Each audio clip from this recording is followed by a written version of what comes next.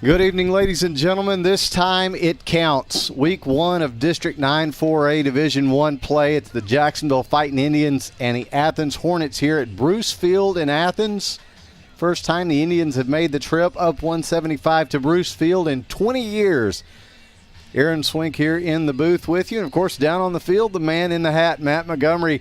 Matt, it got warm again down there. I was just saying earlier, this is Crandall hot.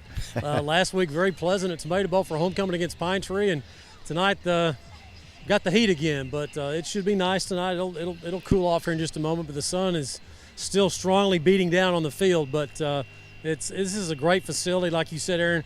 Haven't been here since 2003, and that was the last time Jacksonville actually won a district championship. In Randy Copeland's first year, that was the 0-5 start, a 5-0 finish. And one of those wins was here at Bruce Field. It's changed quite a bit since we were here 20 years ago. It sure has. As we were admiring some of the renovations around here, of course, the big new Jumbotron in one end. And they haven't quite got to the press box yet, Matt, but we'll make do. Yeah, I never have understood that. You got this beautiful field, and it's kind of like we experienced in Crandall a couple of weeks ago. They've got a nice field, and everything else around it is yeah, it's a little Hooterville. They also, to your left, they have that nice end zone complex. I'm told that's an indoor practice facility. Yeah, so it's beautiful, and I just had a chance to look in it. Very, very nice. Again, you mentioned this is the district opener. It all counts now. Coming into the ball game, Athens with a 3-1 record. They have beaten Waxahachie Life. They beat Rusk, and they beat Kaufman last week. 49-20, a team Jacksonville played pretty even with in a scrimmage. And, of course, their one loss came to Brownsboro, undefeated Brownsboro in week 1, Brownsboro beat Athens 29-28. Of course, we know the story with Jacksonville. Had a great opening game against Sulphur Springs, and the last 3 weeks have just been a no-go. It's been frustration by the coaching staff, frustration by the players. It's the walking wounded. I was looking over there a minute ago. There's 5 starters sitting over on the bench for Jacksonville that will not play tonight. And so Coach Jason Holman has had his hands full just trying to move people around. He's pulled up a couple more players off the JV for this week's game. And, you know, last night it left the JV a little shorthanded, but they still competed. And it's that time of year where everybody's got bumps and bruises. But, Aaron, it just seems like some of the key injuries for Jacksonville have been with some of their starters, and I know that's frustrating for Coach Holman. What's been the story for Jacksonville? Well, they're averaging 16 points a game, but they're giving up 41. Offense has not been too shabby. It's much improved. I think over last year they're averaging, at least from the running part of the game, they're averaging 275 yards of total offense, pretty split evenly. A little bit more rushing, 170 to 105 average-wise in 4 ball games. But here's the biggest problems for Jacksonville. There's 3 of them. Jacksonville is -9 on turnovers. So when you think about that in 4 games, that's 2 possessions that you're giving the opponents every game. And those can result in scoring points. Yeah, and they often have in these first 4 ball games. Jacksonville did not get their first turnover last week defensively, until last week against Pine Tree when they recovered a fumble. And so that's a big deal. Jacksonville's lost 5 fumbles and thrown 5 interceptions. The other big issue, penalties. They were averaging 10 penalties a game for an average of 69 yards. Big deal. You got to clean that up. Went to practice this week. Looked like they were doing some cleanup stuff on that. Other thing, 3rd down conversions, Jacksonville's at 38%. Got to do better than that. The problem also is that the reason Jacksonville's percentage is so low in conversions right there is they keep putting themselves in 3rd and long situations, 3rd and 7, 3rd and 8, 3rd and 13, 3rd and 12, and some of those are because of penalties. So they got to cut down on those things. Let's talk about Athens. They can score. In 4 ball games, they're averaging 43 points a game, but Athens has given up 29 points a game. So they've had a tendency to give up some points. Coming in last year, Zach Harrell in his 3rd year, 3-7 last year to match Jason Holman's 2nd year at Jacksonville where he was 3-7. This is the 69th meeting, Aaron, between Athens and Jacksonville. They first played in 1915, and I do not remember that game. It gets away from me. But Jacksonville and Athens have met. Again, this is the 69th meeting. Athens leads the all-time series, 33 wins to 31 wins for Jacksonville, and there have been 4 ties. But last year, Jacksonville opened District 9 4A Division I play with a win over Athens, 34-17. It was Jacksonville's first complete game in a long time for Jason Holman in his first year as a Jacksonville coach. Hopes to repeat that again. So again, 2 teams that quite a difference in the size, Aaron. If you want to talk about the number of students, Athens has 885 students in their high school. Jacksonville 1,258. That's what they turned in 2 years ago to the UIL. That snapshot's coming up again here in October. But Jacksonville with 385 more students than Athens. Yeah, Athens has started, as we said, though, started this season well. This is a game, Matt, of course, that we talked about the district opening win for Jacksonville last year. Of course, that win coming off of a win against Pine Tree. It was putting together a little streak there. There was a little momentum. And you wonder what Jacksonville could build this year with a win here tonight. Yeah, because last year, if you recall also, that Jacksonville got a win in week 4 at Pine Tree, a game that they were not expected to win, and they did. And that, as you said, you're talking about momentum, that did propel them to the win against Athens at Tomato Bowl to open district play last year. I mean, tonight Jacksonville comes in 0-4. They're just looking for some good things to happen, and not just good things to happen, but bad things to stop happening. There's a big difference. I mean, if you can eliminate the bad things from happening, the other things just take care of themselves, and that's what Jacksonville has done in those first 4 ball games. Actually, the last 3. The first game played pretty clean against Sulphur Springs, but boy, they have shot themselves in the foot multiple times in the last 3 weeks, and they got to clean that up. And with district starting tonight, there's no better time to get that done. Yeah, absolutely, Matt. And you said it, really, since the second half of the week 1 game against Sulphur Springs, it's just been just sort of a comedy of errors for Jacksonville, and a lot of things that are correctable. You talked about the penalties and a lot of things that need to bounce and go the right way for the Indians, and really going to try to shake that up tonight. And our viewers that can see the screen can see one of the things that Jacksonville is going to be shaking up tonight is the uniforms. I've been wanting to say this ever since we got here and I saw them. That's gold, baby. That's gold. That's gold, Jerry. We'll say Aaron. Yeah, we have not. Little Seinfeld reference there. Yeah, that's right. People that don't remember that show. But, yeah, this is the first time Jacksonville has sported the gold jersey since the Danny Long days back in the late 90s when he brought those gold jerseys out. They didn't stick around very long, but here they are. They look great. And I like them. It says Indians on the back. Some people may think, they got their names on their back. No, it says Indians. And just good-looking uniforms, man. I love them. Yeah, and obviously it's one of those things you want to kind of save it for this district opener. Give the players something to get excited about, and you want it to have that Notre Dame, like you and I were talking about, that Notre Dame when they put the green jerseys on. And everybody just freaked out. Yeah, when they beat Texas in the Cotton Bowl. Yeah. Of course, unfortunately, Joe Montana is not going to be coming through the tunnel for the Indians. But hey, and Athens does not have Earl Campbell. That's right. But they do have a good running back. But hey, Jacksonville's Brady McCowan, he's started pretty well. I mean, we've talked about just a few drops here and there, a few connections that could be made, and we'd be talking about some different stats for him, but. Hey, this Jacksonville offense, they can score. They can. Brady's 43 out of 118 for 678, 4 touchdowns. He does have the 5 interceptions, 3 of those in that first quarter disastrously against Crandall, completing 45% of his passes. But as you just said, Aaron, he should be well over 50%, closer to 60%, had some of his receivers made those catches. The other thing is that the receivers have struggled getting the routes down, and the route trees are a little different. And so some of the receivers for Jacksonville have not been in the place where Brady McCown was throwing the football. And that's not on Brady. That's on the receivers. So besides the drops, the receivers have got to run the right route so that Brady's throwing to a spot. That's a key. One of the biggest surprises offensively for Jacksonville has been running back Didi Mares, who is our spotlight player of the week this week. We'll talk about that in a moment. But Didi comes in with 43 carries for 232 yards. He's averaging 5.4 yards a carry. Nice surprise. Reese Hicks comes in with 149 yards. Jaden Boyd with 137.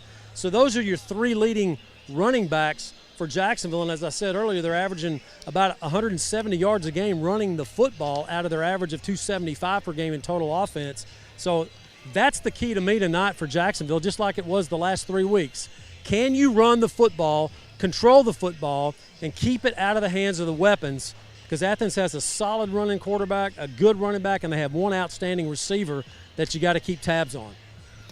Yeah, so we'll see if Jacksonville is able to control the ball game tonight, and they're going to rely a lot, like you said, on that three-headed monster of the rushing attack, and we have seen an improvement in the running game from Jacksonville this year. That seems to have been a focus through the first 4 weeks, for sure, Matt. It hasn't paid off yet from the standpoint of wins, but you just get a feel that Jacksonville has been able to have more weapons, more arrows in their quiver, if you will. And they, especially when you have three guys that can run the ball like that, and let's throw in Gaskin too. Josh Gaskin, I mean, he doesn't have a lot of yards, but he's a guy that can carry the ball. And one person that I wish, I didn't make any suggestions, I would love to see Jermaine Taylor maybe get some peelbacks, maybe some reverses, maybe get the ball in the hands of your playmakers. And so Jermaine comes in with 17 catches for 318 yards. Zeke's got 10 for 158. I just want to get, 17 divided by 4. What is that? That's about 4 touches a game. We got to get more for Jermaine. That's just my opinion. I just like to see him get the ball more. And Zeke stepped up, and he's done a nice job catching the football. Just like to see more Jermaine. Yeah. That's what I think. Hopefully, as they get into the district, they're going to work some of those packages in where they can get him the ball more. Yeah, and like we talked about, the route trees and getting that stuff dialed in, and hopefully that translates to getting the ball in the hands of the playmakers a little more often. Absolutely. I mean, and no better time than to do it tonight with district starts. There's nothing to hold back. There's nothing to hold back. Teams, they play those non-district games, and they're looking at a lot of players, and they're trying to figure out who can play where. And they may not show certain things because they're saving them. Not tonight. This is it. I mean, you got to throw it all out there. Yeah, absolutely, Matt. I want to take this opportunity before we send it to Smoke Signals here in just a few minutes to make sure that we mention our Countdown to Kickoff sponsor. Absolutely. For this part. Yep, Micah Hoffpower. Appreciate him and Texas Farm Bureau sponsoring our Countdown to Kickoff, this portion of it. Micah can handle all your auto, homeowners, and life insurance needs. Class of 1998, we appreciate Micah Hoffpower sponsoring this part of our Countdown to Kickoff here on JISDlive.com. Yeah, absolutely. Micah does a great job, and he's been with us for quite a while now. We do appreciate his support, and yeah, I would absolutely echo that. Anybody that needs any insurance help, go and see Micah. He's helped me out with some life insurance. He's done a fantastic job. So that's just wanted to make sure that we let everybody know that we really, and when we say we appreciate our sponsors, Matt, and I think you can back me up on this. I mean, these are folks in our community that really do care, and they're really involved. So it's more than just a name on a screen. Absolutely. I mean, there a lot of our advertisers, some of them are so established that maybe they don't need to advertise. They have so many clients, but they love Jacksonville. They love the city. They love the school district, and we just appreciate all of them for supporting these broadcasts that we seem to have a lot of people watching. Yeah, absolutely. We appreciate that, and we're glad to have everybody with us here on JISD Live. It's just about 7 o'clock. That means it's time for Smoke Signals with head coach Jason Holman, brought to you by All Smiles Dentistry. Dr. Folden, Dr. Westbrook, Dr. Stocks, and their dental team at All Smiles provide a wide range of dental services. This includes cleanings, fillings, crowns, bridges, implants, and cosmetic dental care. Call and schedule your appointment at 903-586-0741.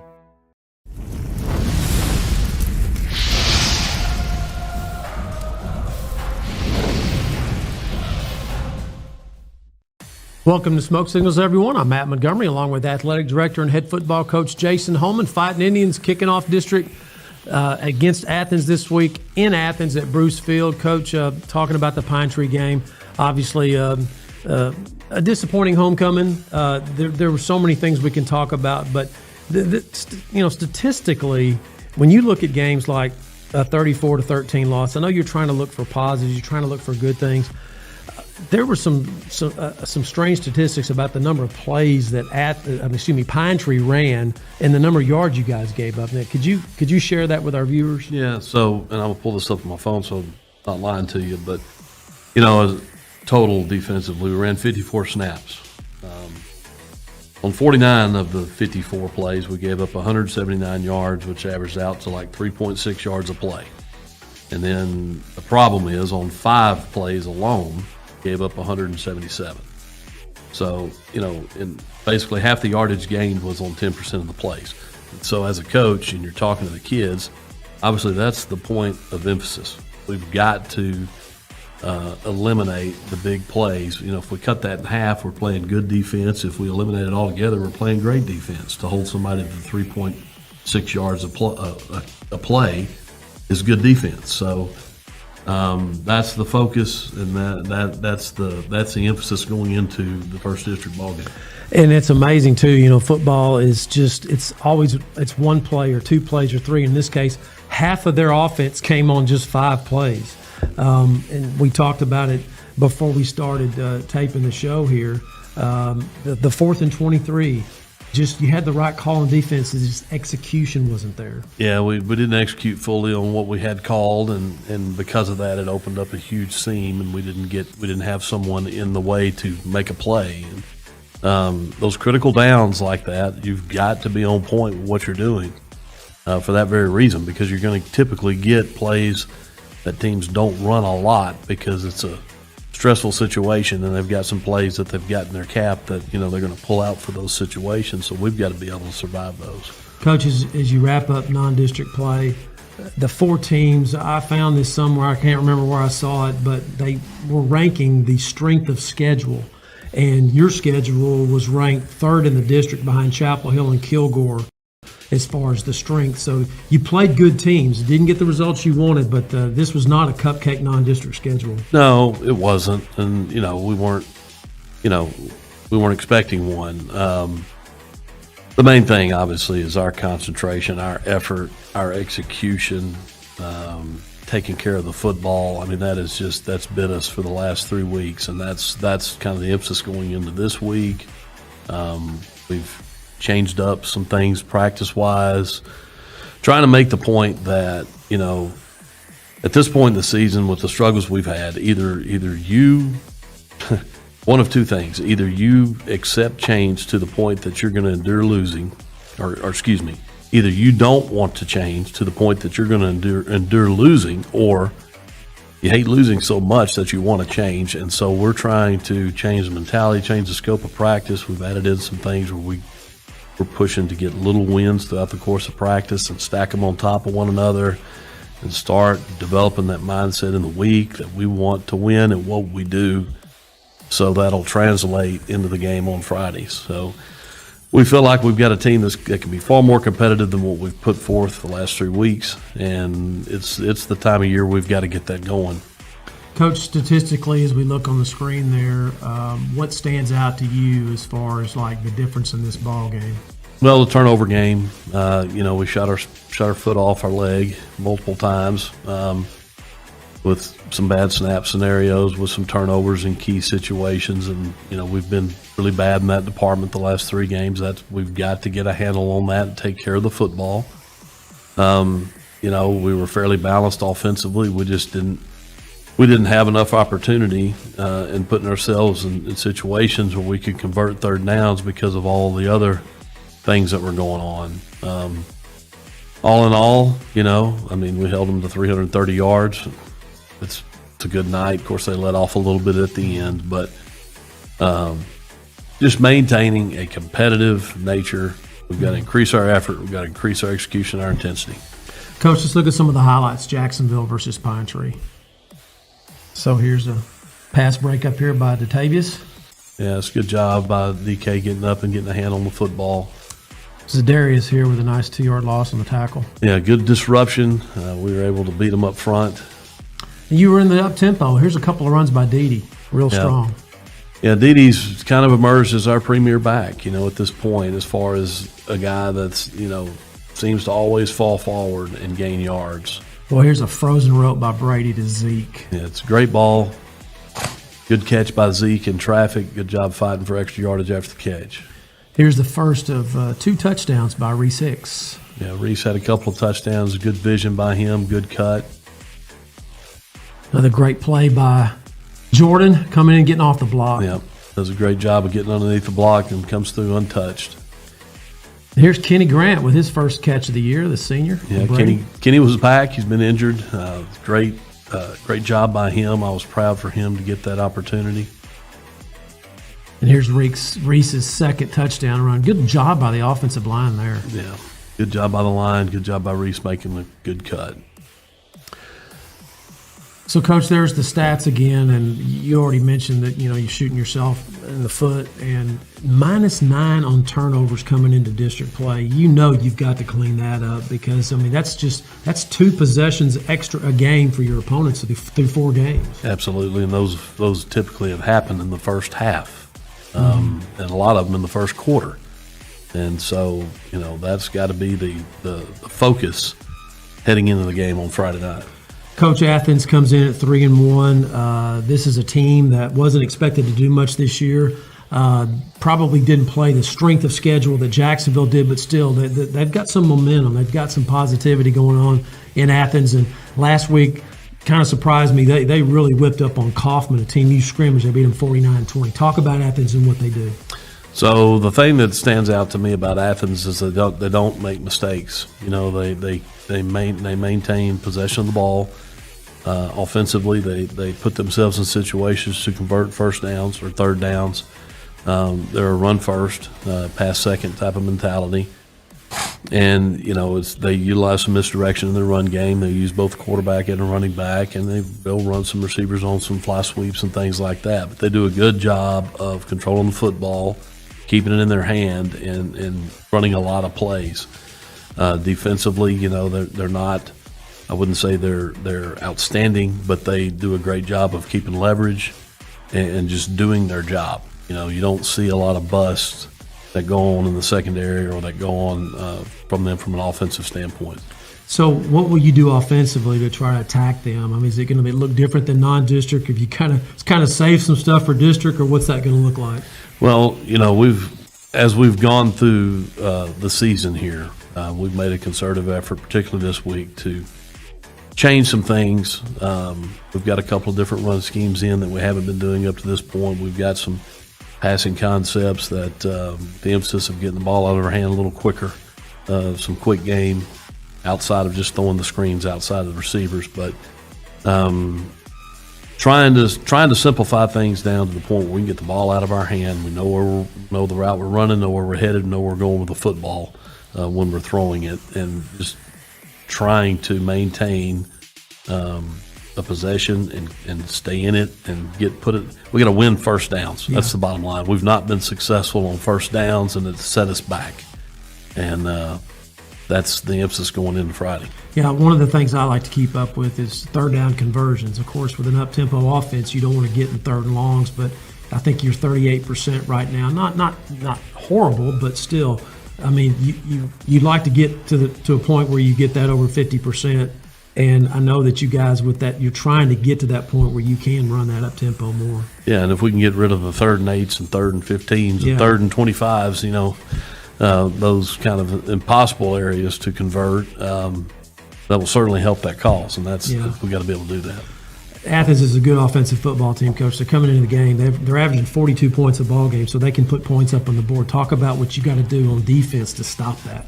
Well, we've got to make a concerted effort to stop the run first. They're gonna run right at us. They got some things where they'll try to run around us too, but they're gonna challenge us up front, which we've got to be up to the challenge. We've got to be able to control and reset the line of scrimmage. We've got to be able to fit up front, be physical. They're tackling. And then when they do throw the football, we've got to make sure that we're in position, and we're taking care of our responsibilities in the back end, not let them get behind us.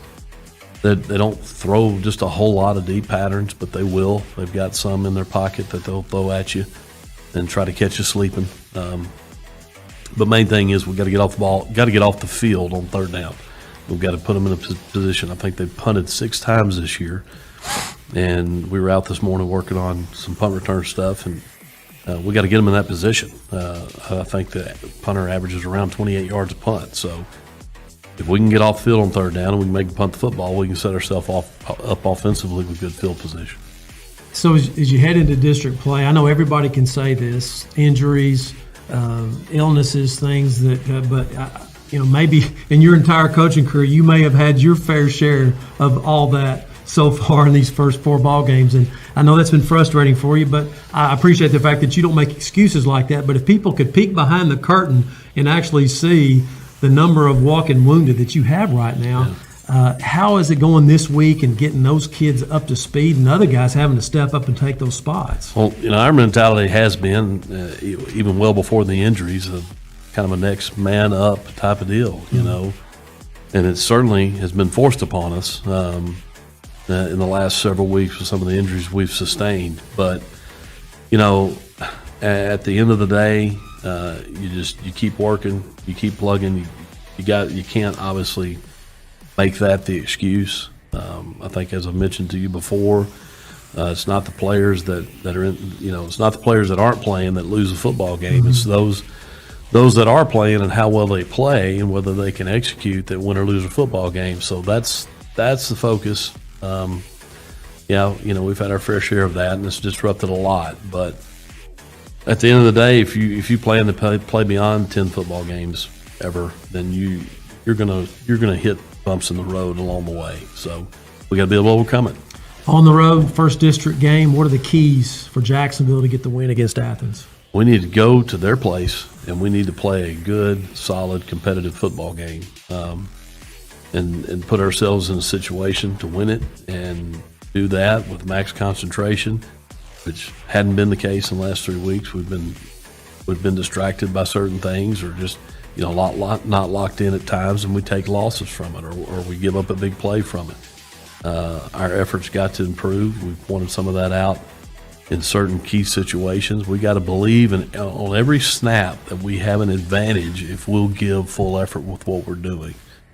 And we got to, like I said, we got to go on the road and we got to get a win, and then put that feather in our cap, and then go from there and start District 1-0. This is Jacksonville's first trip to Bruce Field in Athens since 2003. Hope you'll join us here on JazzDLive.com for the game. We'll be streaming starting at 6:40. For head coach Jason Holman, I'm Matt Montgomery. We'll see you next time right here on Smoke Signals.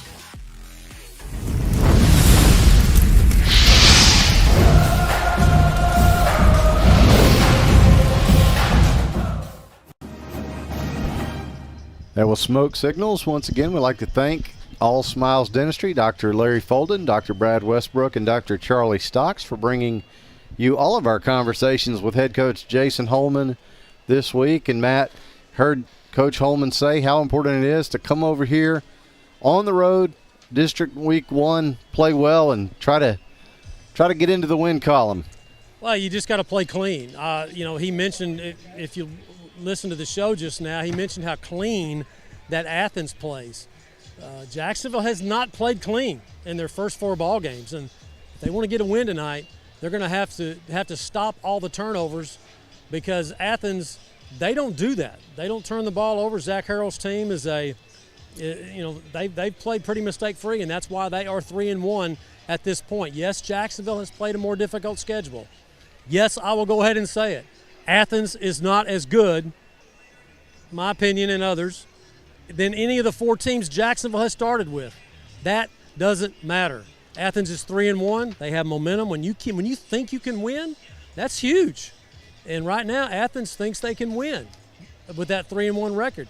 Jacksonville's got to break it. When you come in 0-4, you don't feel very good. The first bad thing that happens, you got to make sure that the wheels don't fall off, and we have seen that for sure the last 3 weeks, Aaron.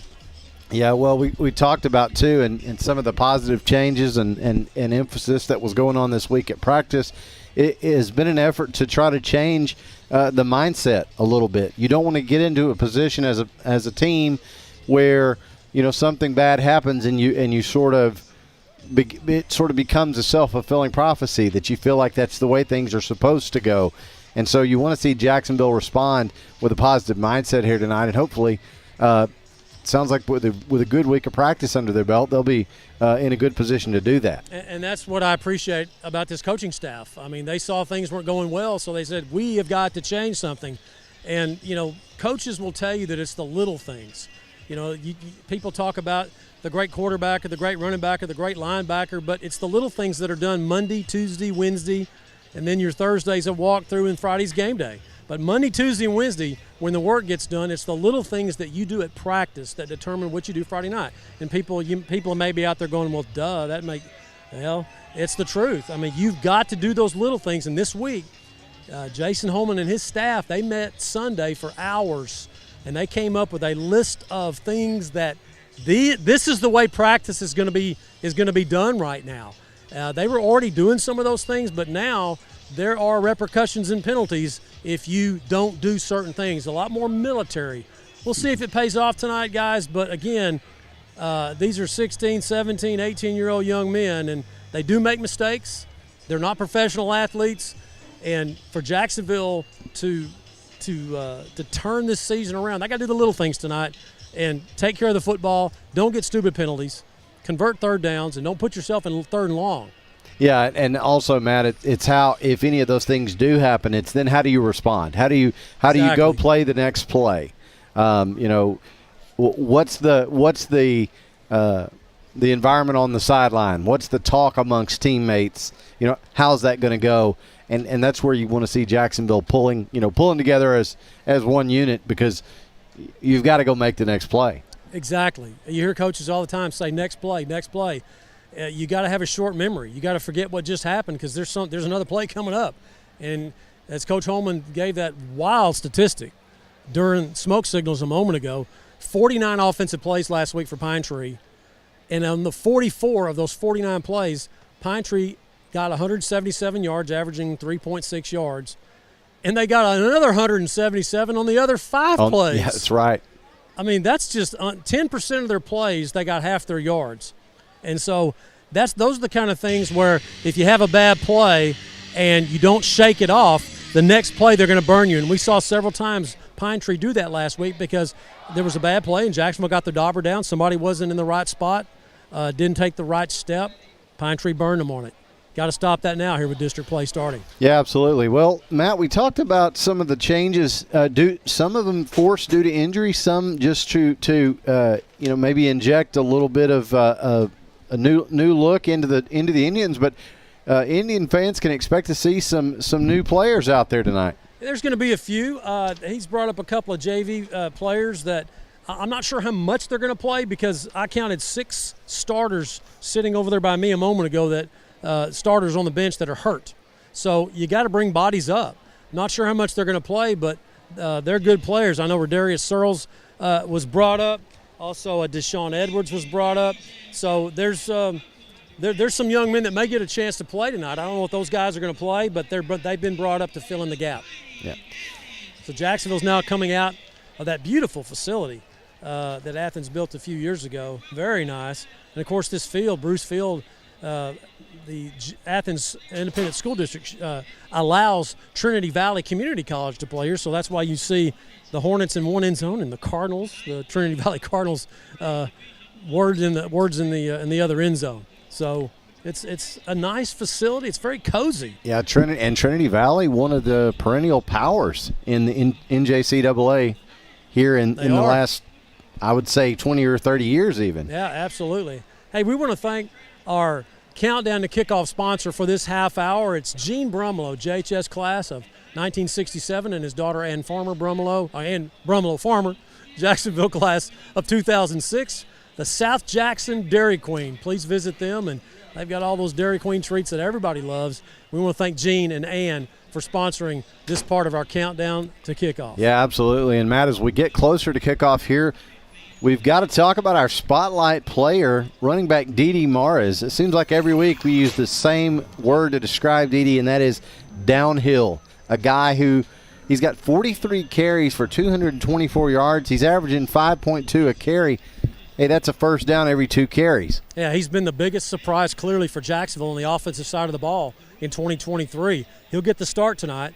Jason Holman's decided that he's been the guy that's been toting the rock the best. We'll still see Jaden Boyd. We'll still see Reese Hicks. Both those guys play defense primarily. We'll see him spell Dede some. But, yeah, especially Dede's been so effective, Aaron, when Jacksonville is running that up-tempo offense. When he pops it for 8, he comes back. He had like 3 plays in a row against Crandall a couple weeks ago where he picked up like 37 yards.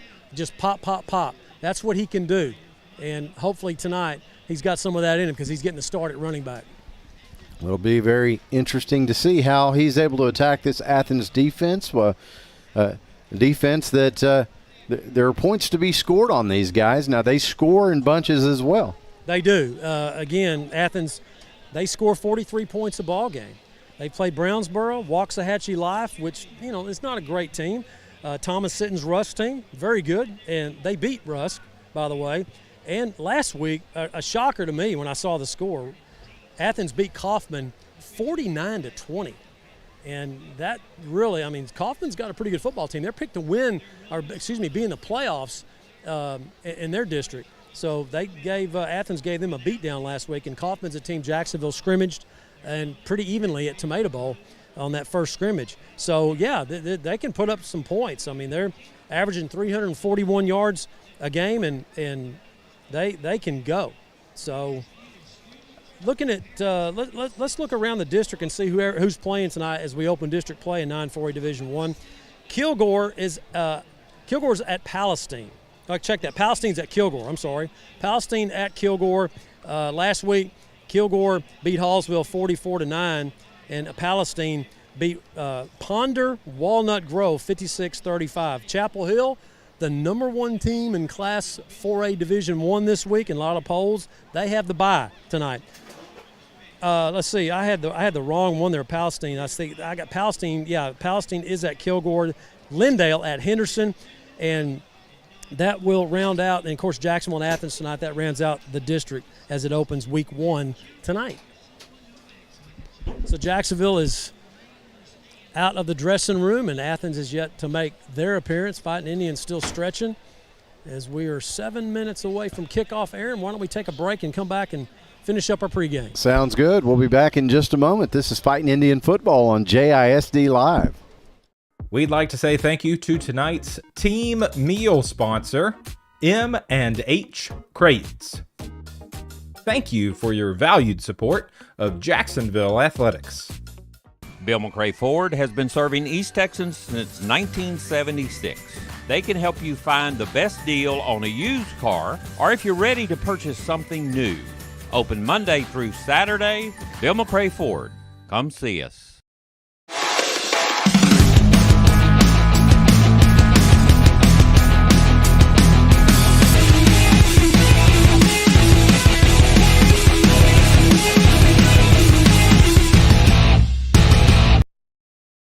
Since 1953, Huber Glass Oil has been serving East Texans the finest automotive fuels and lubricants.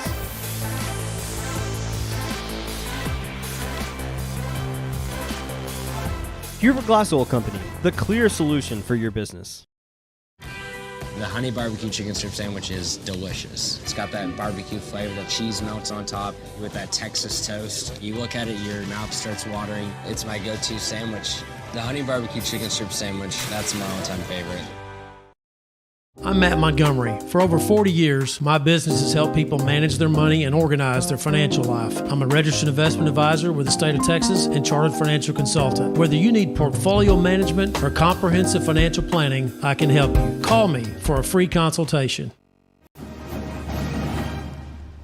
And we're back live here at Bruce Field in Athens as we get ready for the kickoff of Week 5 action, Week 1 in district, as the Fighting Indian Band just finished up the school song. And Matt, it always feels a little bit more like it's really football season when the band is in full uniform. Now, they don't have the jackets on, but it looks like they will be in uniform tonight at the half. And that's always a good sign. It means that it's fall, at least officially. Doesn't feel like fall yet. Not yet. Yeah, but the look, I get you. And the calendar would say that today's the first day of fall, but yes, it doesn't feel as as much like fall as it did maybe last week. That's right. But they have you're right. They do have the we're not going to say the full uniform on, but they're all wearing the blue pants, the blue shirts, and so yeah, they don't look like the Rice Mob. That band. Now they come wearing flip-flops and Bermuda shorts. So I like the look. So here's the Athens school song as both teams now coming out of their respective dressing rooms and getting ready to head through that run through. Try to get some of that momentum as you come out of that tunnel and you hear the crowd. Quite a history between these two teams, Aaron. Yeah, absolutely. I'm sorry, man. I was just going to say, speaking of crowds, looks like a pretty nice little Jacksonville crowd has made the trip. Yeah. Not full on that side by any stretch, but a decent crowd, I would say. Yeah, not bad. I mean, when you're 0-4, you kind of lose a few fans every week. Then you start winning and you pick some people back up. and surprise, surprise, here they come. Yeah, no doubt. Yeah, this is the 69th meeting between Jacksonville and Athens. They first played in 1915. So this is a rivalry that went back years and years, and then all of a sudden, 2003, that was it. They haven't played since then, 20 years, as Athens dropped down. And until last year, of course. Last year. Yeah, when they got in the district, you're right. So 19 years they went without playing. So it was, just the population drop, I guess, in Athens. 885 students is what Athens turned into the UL a couple years ago when they realigned. And Athens is, I believe, if I read this right, they are the smallest Class 4A Division I in the state. I think the cutoff was 880, and they're at 885. Wow. So they just barely made it into Division I. And, of course, Jacksonville is one of the largest 4A Division I schools. At 1258 is what they turned in, and that cutoff, I believe, was 1275. So at 1258, Jacksonville's at the top end, and Athens is at the lower end. And now the Fighting Indians getting ready to make their way through the run-through. Got the new gold uniforms on, and good look. I like it. And what a great time to break it out during the first game of district play. Kids really liked them. I could tell they were putting them on. I went down to the dressing room, and they were enjoying them. Here they come. Here comes the Tribe.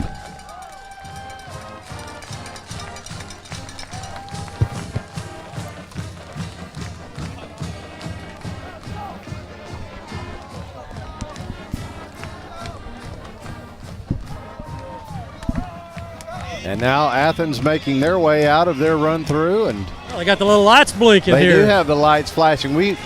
We mentioned that. We were looking at the lights on the far side. I know. Excuse me. Sorry about that. It's tight down here on this this sideline, and almost got chinned by a cheerleader foot. She was bringing it up. Almost an impromptu interview there. Yeah, that's right. Yeah, we noticed the light bars on the far side. Now they have those off. Yeah, they're cool, man. We were speculating that they probably would be flashing those during the game or during the intros, and it looks like they did that. So that was kind of a neat effect. Sort of gives it almost a college feel. The lights they're narrow and they're horizontal, and they kind of look like antenna, and they're LEDs, of course. And I guess those are the kind of lights that blink on and off and gives it a pretty cool feel. I'm sure when Athens scores, that's when they do that.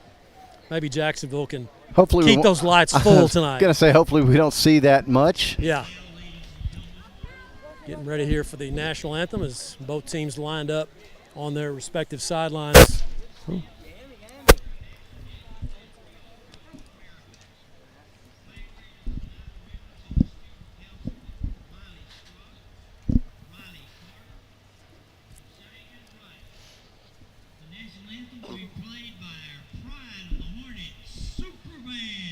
And now the Athens Pride of the Hornets band with the national anthem.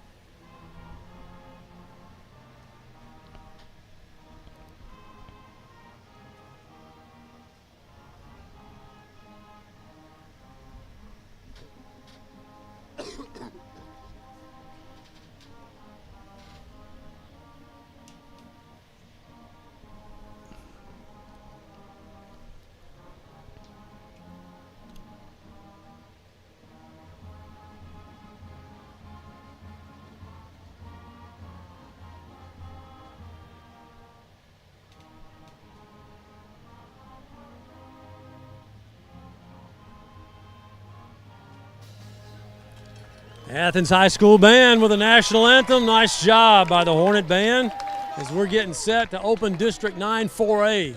Division I District Football here at Bruce Field in Athens. Jacksonville versus the Athens Hornets. Didn't get a chance to catch the pregame flip if there was one, but we'll catch it right here as the captains now will get set to come out.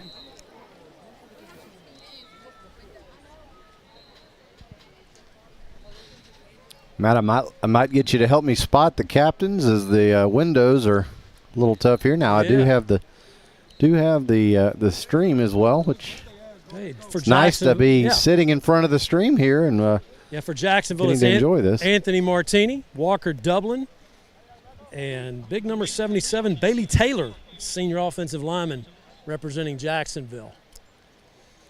Of course, the key guy tonight for Athens that Jacksonville has to deal with is a Division I safety, but we'll see him at running back as well, Jamari Manning. He wears number 1, and he's out there as one of the Athens captains. And the other guy that's tough, Jackson Stiles, returning starter from last year. He is a thick running quarterback. And when I mean thick, he is like a squat deadlifter. So he's a tough guy to bring down. So those are the two catalysts for Athens offense. Pretty long conversation going on now between the captains. Official now gets ready to toss the coin. There it goes.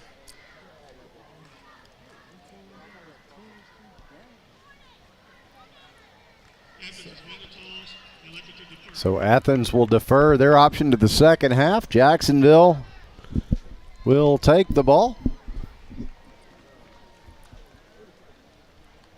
A still night here in Athens at Bruce Field as the official signal Jacksonville will receive to start the ball game as Athens defers. So we'll see Brady McCowan in the Jacksonville offense to start the ball game. And let's see if Jacksonville can get off to a good start, controlling the football,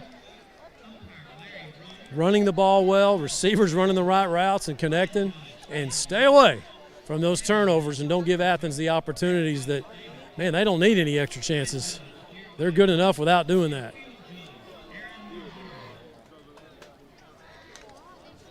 So we'll see Jermaine Taylor drop back. He already has a Jacksonville High School record, 108-yard kickoff return for a touchdown.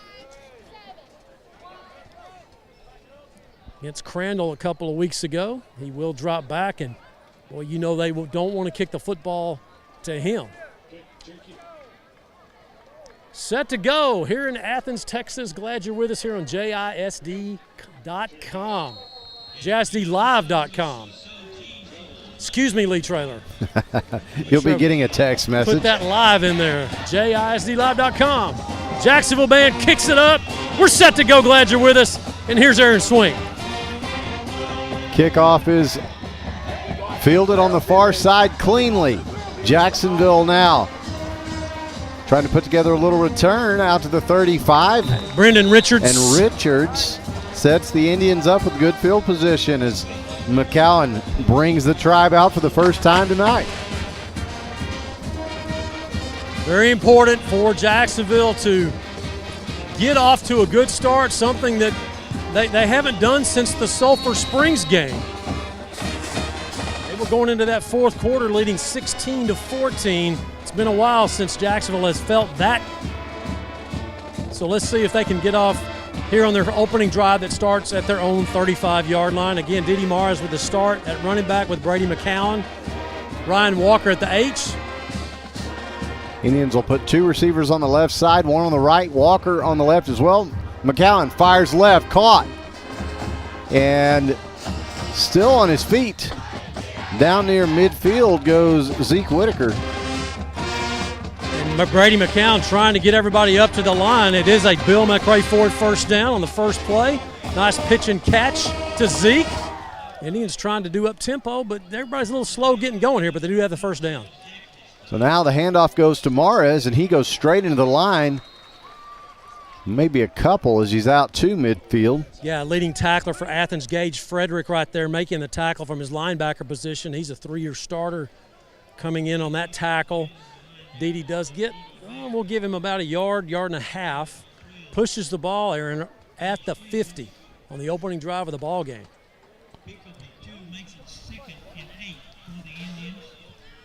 So 2nd and about 8 here. 2 Indian receivers on the top side of your screen, 1 on the near side. As Mars will stay in as the back with McCowan. Walker the H-back. McCowan fakes a handoff, looks right, throws. Bill McCray Richards forward, first down and more for Richards inside the 30 he goes. As you just see Brendan Richards catching it right at the sticks and making a nice turn. We got a flag maybe here. What's the official blowing the whistle here? We got an ineligible lineman downfield. That is interesting right there because Brady McCowan, he threw that ball quickly. I mean, if I can see if he's scrambling a guy downfield, but how do you get downfield when the ball is snapped and he flips it that quick? Jacksonville coaches are questioning that. So that'll make it 2nd down and 14 to go.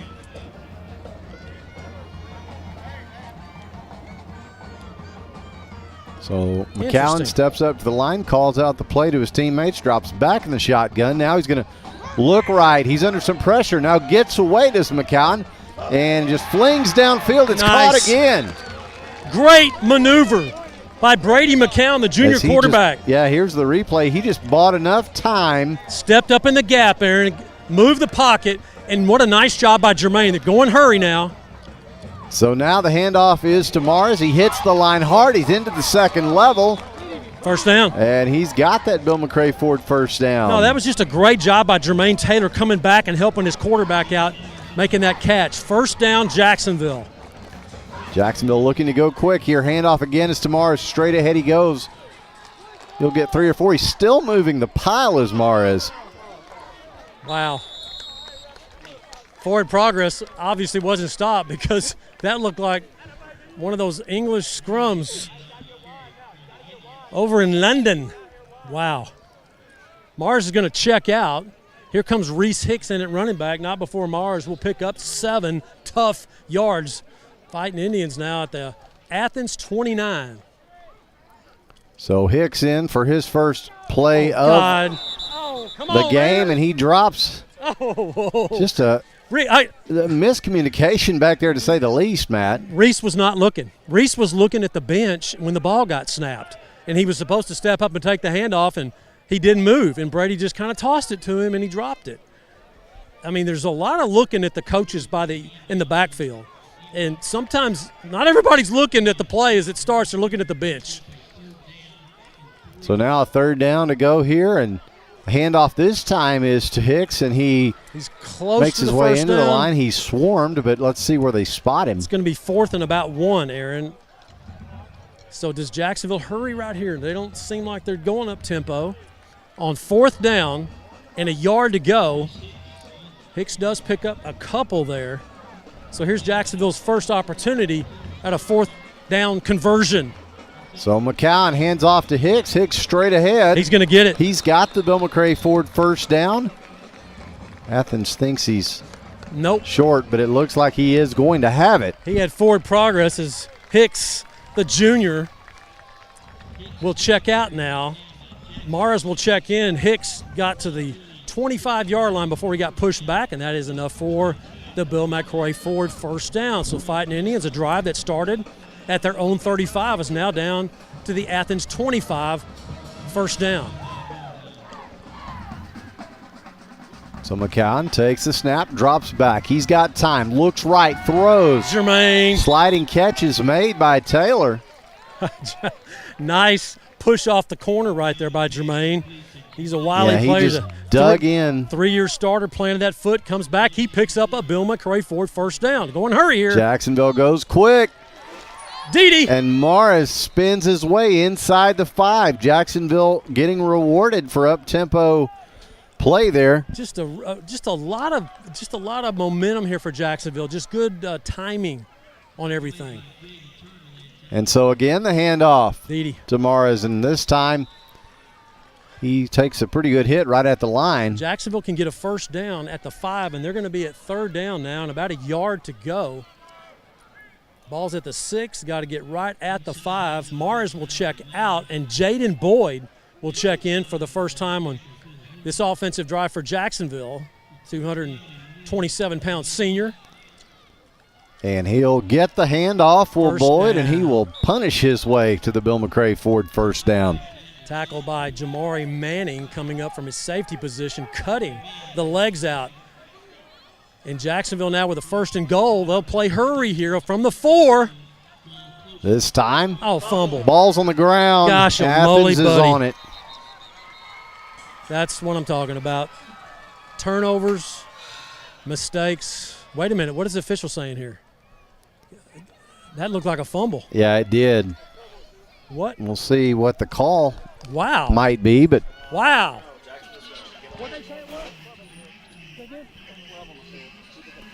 oh, wow. Yeah, there's 12, a break. 12 on the field Yep. by Athens. That's What a break for that is Jacksonville. A big break for the Fighting Indians, and now they find Still. themselves. Take care of the football, man. Yeah, It's they- a simple snap handoff. I'm sorry, I'm frustrated. They find themselves on the doorstep after Yeah. that penalty, but Man, they do yeah, so you've well, got and then to you have that. control Let's it. get this thing in there. Oh, good grief. Jermaine. Penalty on Jacksonville. yeah, it looks like Keep it first down and goal, but it's going to move it back to the 7. yeah, it looked like did Jermaine just he looked like he lined up offside. No, It no, wasn't no. that He took off. I mean, he was lined up in the slot. See where he is right now? Yeah. He just took off running. So it's the Wildcat package in here, and Jacksonville's just moving like crazy. Yeah. Oh, Flags my goodness. fly again. Guys, it's week 5. It's week 5. Get set, snap the ball, don't move. 2 consecutive 5-yard penalties. Yeah, after getting the gift of the Athens penalty, boy, Jacksonville giving it right back. Wow. So the regular offensive scheme comes back out of the field. Jaden Boyd will stay in at running back. It'll stay first down and goal, but now you're back at your 12 of Athens. McCown going to look to throw. Here comes the pressure. He gets away from one. Throws it to the end zone. Touchdown, Jermaine Taylor. 12 yards from Brady McCown as McCown sidestepped the rush. Yeah, Taylor just able to go underneath and just was left all alone. And he just stepped. I mean, Brady McCown did such a nice job avoiding the sack right there. Just like his brother Ryan last year, they have great feet, great awareness in the pocket on how to do that little bossa nova and get away from the pressure. Finds Jermaine. Here's Jesus out of the hold of Arrington for the extra point. Extra point attempts are brought to you by our friends at Neighbors Coffee, downtown Jacksonville. This one is up and good. So with 6:46 to go here in the first quarter, Jacksonville strikes first, leading Athens by a score of 7-0. We'll take a short break and come back. This is Fighting Indian Football on JISD Live. Gene Brumlow, class of 66, and his daughter Ann Farmer proudly support Jacksonville athletics. Come on over to the South Jackson Dairy Queen and get one of their world-famous blizzards. Dairy Queen, where happy tastes good. Tonight's game statistics are sponsored by Randy Gorham, CPA. Randy Gorham, CPA, the source for your accounting and income tax needs since 1984. Since 2004, Legends Old Time Burger Cafe has been the home of Jacksonville's best old-fashioned hamburgers. Hand-battered chicken strips, chicken fried steak, fries, and onion rings are the best around. Legends, home of Jacksonville's best old-fashioned hamburger. And we're back live here at Bruce Field in Athens. Jacksonville taking the early 7-0 lead, but boy, they had to overcome some adversity on that drive, Matt. Well, they did at the very end. Brewer is back for Athens on this Jesus Nunez kick. Kick on the way to the near side, fielded by the up man. Jacksonville needs to get down in coverage. They do. Great kickoff coverage that time for Jacksonville. Great coverage by Jacksonville on their kickoff right there. You know, the Fighting Indians there have struggled on kickoffs this year, their kickoff team, and Well, they did a nice job. They're staying in their lanes. Something Jason Holman really emphasized this week on special teams, making sure that you don't just run to the ball when you run. You got to stay in your lane before you close that door, as he calls it. And they did a nice job, did Jacksonville, doing that. So what's the spot here? What are they doing? Are they going to make them kick again? Was Jacksonville offsides? Yep. Procedure against Jacksonville, the call. Procedure. Somebody crossed before. Hey, did I say something about the little things to start the game? You did. Okay, just making sure, I hope the team heard me. The little things. Yeah, well. I mean, you just had a great coverage right there. You did a nice job, and then somebody leaves a little too soon there. Clean it up. Here we go. 7-0 Jacksonville. Got off to a great start getting that first score, guys. Again, it's Julius Brewer deep for Athens. They've moved Jamari Manning to that spot where they kicked it, where Jesus kicked it a moment ago. I hope Jesus was told they moved their best player right there. Are you going to kick it there? Nope, going deep. No, and he does a nice job chasing the return man inside the 10. Now let's see if Jacksonville's coverage team can get downfield. They've got to make a tackle. He's away from contact. He's at the 40, the 45. It's coming back. Somebody held for Athens. So there was, that's how they got that little advantage. They're flashing the lights there. Yeah. Yes, because whenever there's a good play, they do it, I suppose. So yeah, I would think so. Officials now coming out to talk about it. 2 flags on the field. Line judge and the side judge both saw something, and they both threw their flags. So it'll be from the spot, and they threw the flags around the 35. So this still end up may be in a pretty good field position for Athens to start their opening drive. So it's a chop block against Athens, not a hold. Nice kickoff by Jesus after the penalty. He dropped that ball about the 8-yard line. Yeah, and he did exactly what we said he needed to do, Matt, when he saw that Manning had moved up or somebody told him, and he adjusted accordingly and kept the ball away from Athens' speed threat. And that's just great awareness by the coaching staff, knowing where Athens' best player was and getting the word to Jesus, do not kick it to that same spot. They switched. And Jesus gets a good deep kickoff, and the Fighting Indians come out of that smelling pretty good there, Aaron, after the chop block. It was around the 35, so that's a 15-yarder, so that'll move it back to the 20, where Athens and their quarterback Jackson Stiles will start on their opening drive. Jacksonville leading 7-0. So they're going to go with 2 receivers stacked on either side of the shotgun formation, and Manning the back with Stiles. And he will get the first handoff of the ball game, and he sprints his way to the 35, first down yardage. That was a touchdown-saving tackle right there. And I'm sorry, I'm having a hard time with those gold jerseys spotting those blue numerals on there, but whoever it was saved a touchdown, first down Athens. So now 2-by-2 go the receivers, more of a traditional look for the receivers. His Styles going to roll to his left, throws to the slot, and it's dropped as he was looking over there for Jorian Ray. Not a bad pass by. Yeah, he just dropped it. Yeah, it's a little low delivery there by the quarterback Styles. I think Styles was trying to get it out there as quick as he could because Ray was wide open, isolated on one of Jacksonville's linebackers, and Styles just threw it a little bit too low. Second down 10 now for the Hornets. Trips left, 2 right, empty backfield this time for Athens. Timeout Jacksonville. They didn't have their personnel set the way they wanted, so we'll take the short break with them and come back. This is Fighting Indian Football on JISD Live. For the first day of school, for the last day of work, for the satisfaction of a job well done, for the ideas that change the world, for good times, for not so good times, for her future and hers and his, for serving our customers and connecting communities. We're here with you for good. Austin Bank, with you for good.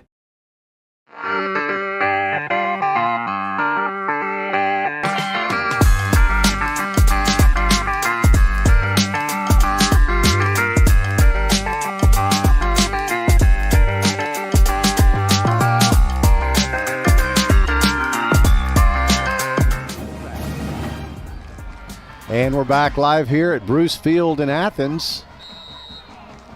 Again, an empty backfield on this second down for the Hornets as they look to the sideline, get the play. And now Styles under pressure, and down he goes. Nice job there by Jordan Dorsey, the junior, stepping up in the gap, getting off his block. It was a called quarterback draw for Styles. Talked about what a great runner he is from his quarterback position, and that time he got stoned by the Jacksonville junior Dorsey. No gain on the play, 3rd down 10. They'll stay with the empty backfield look. 3 on the left, 2 on the right for the receivers as Styles gets away from pressure. Now he's just going to run, and he's got lots of room to do it. He's into Jacksonville territory. He's down inside the 30. A flag flies, and he's finally angled out of bounds. It'll come back. They're going to get somebody for holding Trent Powell. Trent Powell was bearing down on Styles, and he got held. Well, the Indians just opened up like the Red Sea right there in that middle of the field. Styles took advantage of it, but you got to believe the penalty had something to do with Styles able to get out of there and get to the sideline down the field. So let's see where the spot of the foul is. They'll bring this back.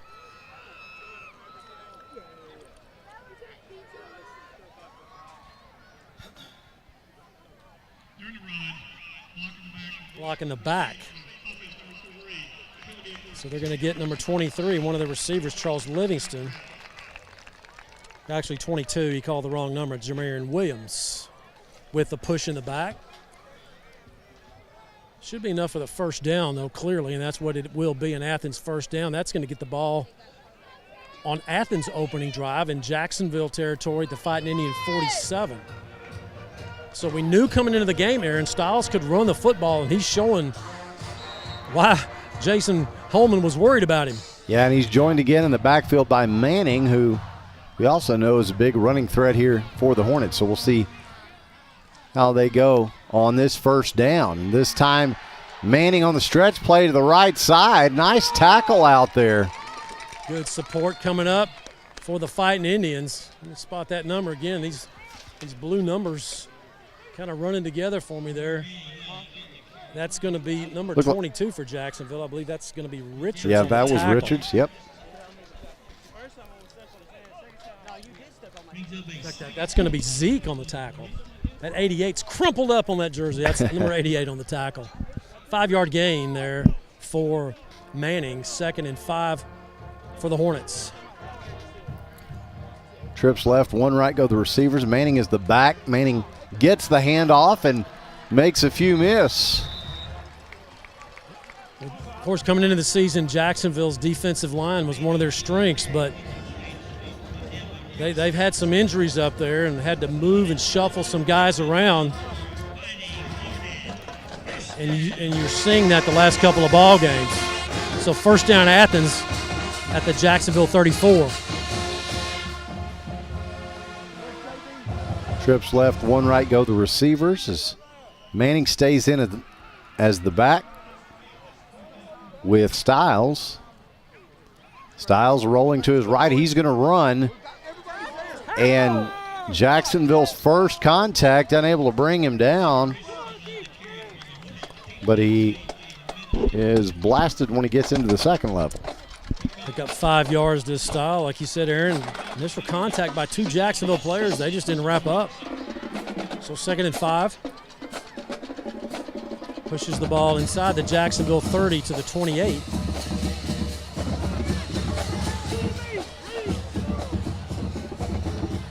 Three and a half minutes and counting here in a fast-moving first quarter, with Jacksonville leading 7-0, but Athens on the move. Styles looking left, throwing, caught. Dropped. Could not complete it to the ground. Not a good drive for the receiver. Jamarian Williams so far. He's their leading receiver, and he's got a block in the back, and now a drop pass on this drive, incomplete. 3rd down 5. Big play here on a 3rd down conversion for Jacksonville's defense. Their opponents have been converting 58% of 3rd downs, so let's see if the Fighting Indians can turn that percentage around here.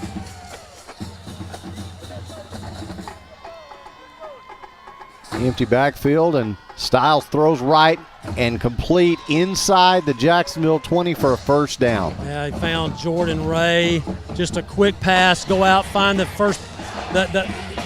end of that chain, and Ray found it, and the ball delivered perfectly by Styles to gives Athens the first down at the Jacksonville 17. So both teams with some impressive opening drives for their offenses. Yeah, as we go down under 3 minutes, both teams with good possession, time of possession on both those drives as well. So now 2 receivers on either side, an H-back on the right side. Manning on the left side of Styles. Styles going to fake the handoff, then he runs left to Styles, and he is in for the touchdown. Jordan Dorsey took a bad angle right there. He had Jackson Styles in the backfield. He just took a bad angle, and Styles just sidestepped him, and he goes 17 for the score. Does Jackson Styles of Athens. Hornets now 1 point away from tying it up. Oh, Dorsey, so close. He's a junior, first year on the varsity. He's learning. Break it down a little bit right there and kind of go side to side and don't get up the field so quick, and you make that tackle. So now the extra point attempt, brought to you by Neighbors Coffee, is up, on the way, and good. So with 2:36 to go here in the first quarter, we're tied up. Score Jacksonville 7, Athens 7. We'll take a short break and come back. This is Fighting Indian Football on JISD Live. Headed the other direction with the dunk.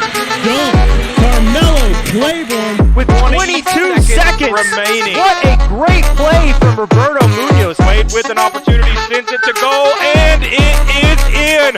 What a goal. Lauren Wade gets Jacksonville on the board. Dr. Darwin Dar and his staff at Dar Chiropractic specialize in family chiropractic care, exercise rehab, digital x-rays, nutrition and weight loss programs, decompression, and chiropractic wellness care. Located down the street from the Tomato Bowl, Dar Chiropractic. They can help you feel better. Our one-of-a-kind mushroom Swiss burger is back. And now it's an all-time favorite. You're going to love this burger. That au jus sauce on top. The creamy au jus sauce. Every bite's perfect. It's not just a mushroom Swiss burger, it's a Whataburger mushroom Swiss burger. And we're back live here at Bruce Field. Scores level now 7 apiece. 2:36 in the first quarter. Taylor deep, kind of sneaking up a little bit right there and wanting to get that kickoff. He won't get it. It's Brendan again. No, is that Reese Hicks? Yeah, he's going to get cut at about the 38 is Reese. Still good field position. Jacksonville in their first kickoff had it at the 35, this one at the 38. And it's clear that Athens is not going to kick it deep to Jermaine. I watched their kicker in pregame, and he can get it down the field, but not when Jermaine's back there. So 7-7 here in the first quarter. As we expected Athens to have a pretty solid offense, and we saw it on their opening drive, but Jacksonville, nothing to hang their head about. They had a nice drive as well. This will be their second possession. They'll start at their own 37. Yeah, you just want to see Jacksonville clean up some of those penalties that dogged the end of that drive, but they were able to get it in for the score. So Jacksonville back to work. McCowan looking, right side, throwing, incomplete. Nice job looking for the sliding Taylor again. Yep. Taylor, nice job coming back. And Brady threw that ball where only Jermaine could get it away from the defender. Incomplete as Jermaine just couldn't get there. So 2nd and 10 for Jacksonville. Guys, Jaden Boyd's getting his knee checked out on the sidelines. He looks like he's okay, but there's checking him out right now. That's something to watch. Every time you say Jaden Boyd and a knee, we all just kind of hold our breath. Yep.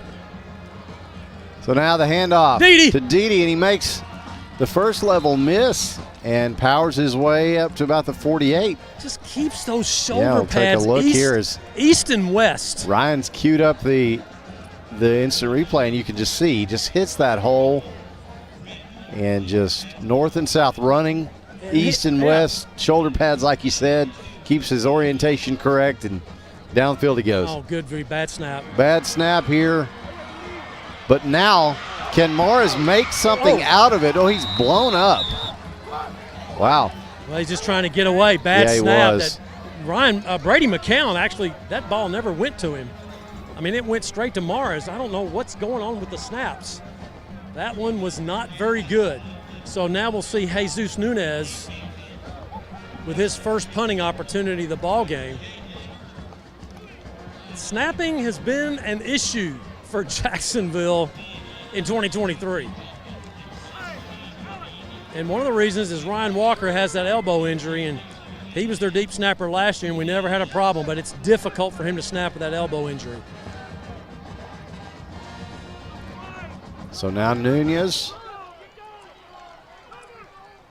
Punt takes a Jacksonville roll. Down pretty quickly, though. Inside the 30. Thought maybe they could have let that roll out a bit, Matt. A little bit. Got to let it roll. Got to get every yard you can. Well, I thought Jesus, he got that low snap, and he kind of went down, and that knee was very close. Little things, guys. It's the little things. The deep snap. Just the shotgun snap on offense.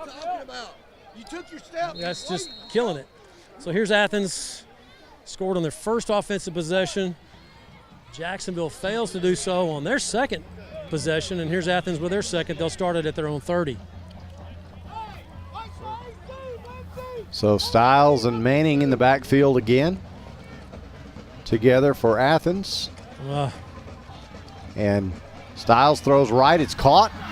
Lots of room to run. Midfield, 40, 35 to the 30. How do you split two guys like that? Just Did like you see that? Yeah.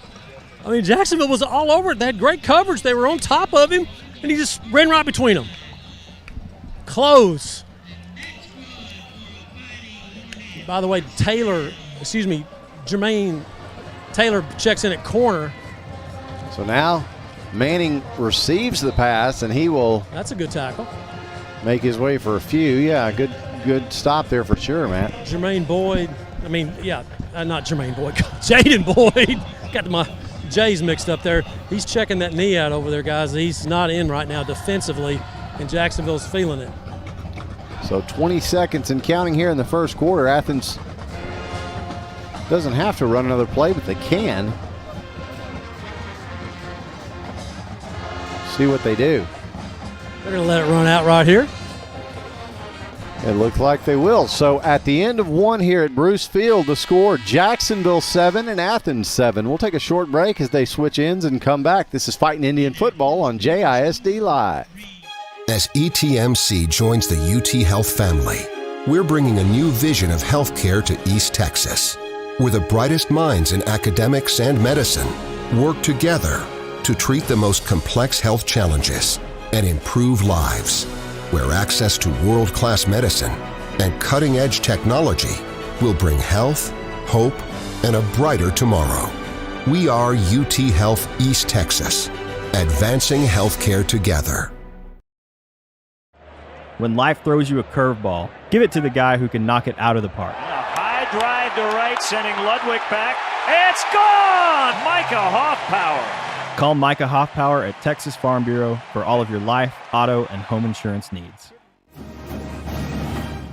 And we're back live here at Bruce Field in Athens as we get set to start the second quarter of play. 7-7 ball game between Jacksonville and the Athens Hornets here in the district opener. 2nd and 7 for Athens as we start this second quarter. Good to see Jaden Boyd check back in at his linebacker position for Jacksonville.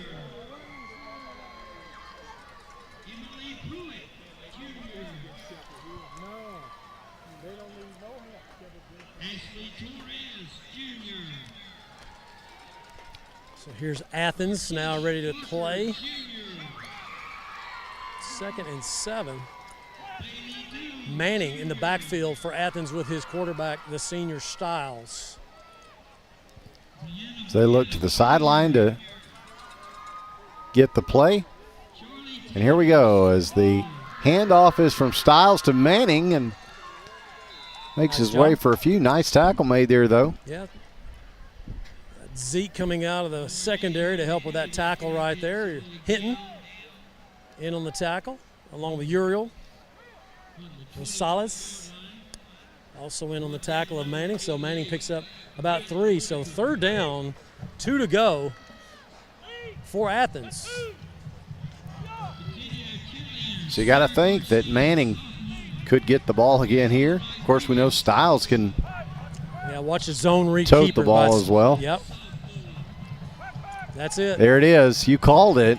1st down and more for Styles as he's inside the Jacksonville 15. Well, when you haven't answered the bell, as Jacksonville defensively has yet, on Styles, they have on Manning. They've stopped Manning a few times, but they have yet to get Styles down. He's averaging 10, 15 yards a carry. Why not? He gets the 1st down. 2 receivers each way. Check that 2 on the right, 1 on the left. With Manning and Styles in the backfield. And Athens uses a lot of the play clock, Matt. They sure do. The handoff is to Manning. He's going to try to stretch the play to the right side. Pretty good pursuit there, but he does make his way down near the Jacksonville 5. Yeah, nice job by Zeke coming up and sealing that edge and turning it inside. Just needed some more help there, but boy, nice job by the running back Manning. He planted that foot and left a couple of Jacksonville defenders in his wake, and he gets it down to the 6 of Jacksonville, 2nd down and 4. But yeah, that's obviously part of Athens' game plan. They want to control the clock, and they do it by taking a lot of the play clock when they don't have to go in a hurry. Yeah, no doubt. They know Jacksonville can score. They have the ability, so that's what they want to do: control the clock, control the ball. So now the handoff is to Manning, and straight ahead he goes. He'll score. And he's in. Touchdown, Athens. 6 yards for Manning, their bell cow, the Division I prospect, playing running back, but he's going to go to the next level as a safety. I think he's going to Louisiana Tech. That's one of his big offers. So Manning of Athens with the 6-yard touchdown to put Athens ahead 13-7 with 9:50 remaining here in the 2nd quarter. Solid drive there by the Hornets. So now the extra point attempt brought to you by our friends at Neighbors Coffee, downtown Jacksonville. This kick is up and good. So with 9:50 to go here in the half, score now Athens 14, Jacksonville 7. We'll take a short break and come back. This is Fighting Indian Football on JISD Live.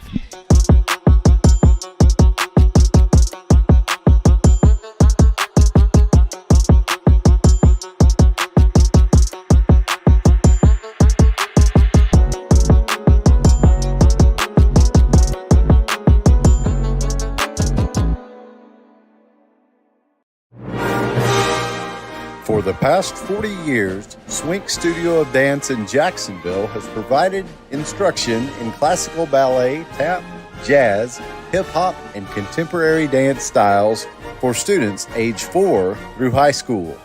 Select classes for adults and award-winning competition teams are also available. For more information or to enroll a student, contact the studio today and let's dance.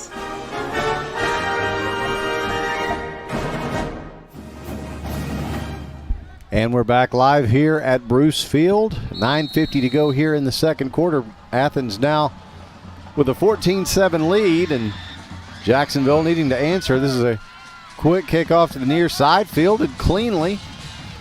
And the return out over the 40 goes Hicks. He's dumped. A flag comes in late. Good grief.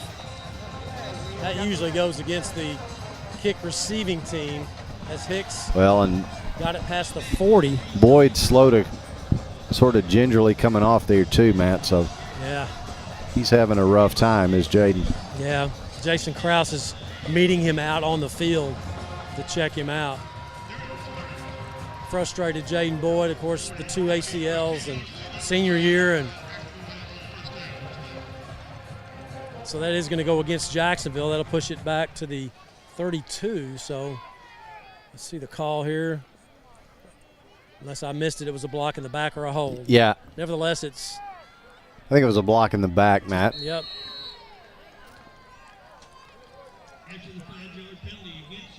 So Mares will check into the backfield with Brady McCowan.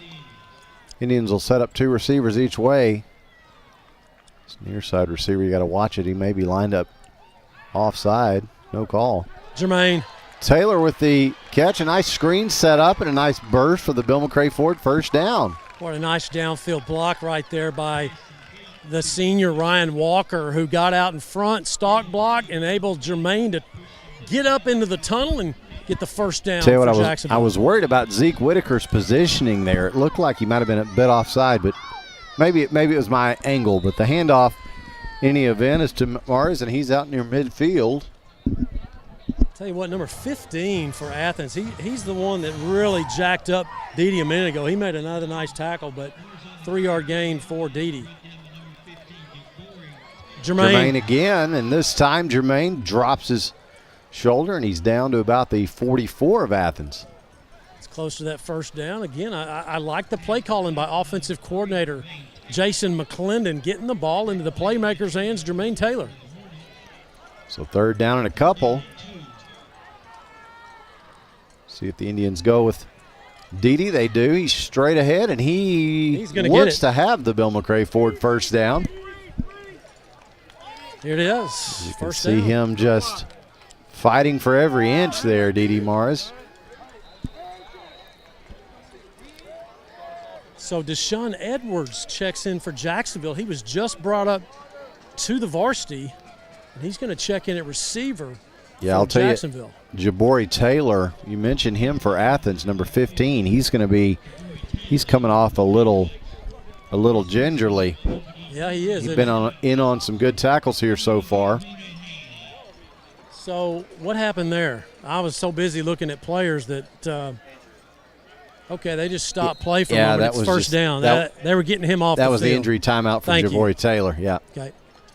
Which, interestingly, the PA announcer announced it. I don't know that I've ever heard that before. Now McCown looking left, underthrown, and thankfully incomplete because that had pick 6 written all over it. That's got to be a bad route by Jermaine because, Brady was not throwing that ball anywhere near where Jermaine was. Yeah, that's definitely a miscommunication somewhere. Yeah, he's just wrong route. So now a handoff straight ahead to Hicks. He'll get a couple of really hard yards. Athens comes out of the pile with the ball, but they'll say he was down. But that previous play, that's what we talked about in pregame. That's just clearly that was not the right route. And Brady was throwing another route. And Jacksonville very fortunate that ball was not pick 6 right there. So 3rd down, 9 to go, as Hicks will remain in the backfield, and they're stacking it up back there with Ryan Walker. Oh, Josh. Come on. Let's go. And so that'll move the Indians back.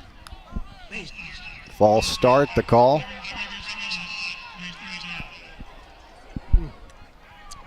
Unforced errors. Jermaine just smacks his hands right there like, my bad. He's just so anxious to get open and make a play. So 3rd down and 14. There he McCown is. Throw it. Loading up. No. Looking deep. Short. And underthrown everybody. Oh, Brady just did not get that ball, any air under it. Jermaine had him beat. I don't know what happened there. Brady just did not get anything underneath that pass right there. Way underthrown. But Jermaine had the safety beat, went right past the corner, just on a go route. So now Jacksonville will try to play a little field position here with Jesus punting. Athens will drop Brewer back to his 15. So we'll see with a short little rugby-style rollout what Nunez can do. Nice Indian bounce down inside the 10. Yeah. And down at about the 7. So a nice kick and roll. And again, another one, Matt, that could have even rolled for a few more yards, but all told, a nice result. Jesus, nice job keeping it away from the returner, but you're right, Aaron. They could have got a few more yards out of that, but nevertheless, it still pins Athens deep, make them play the long field.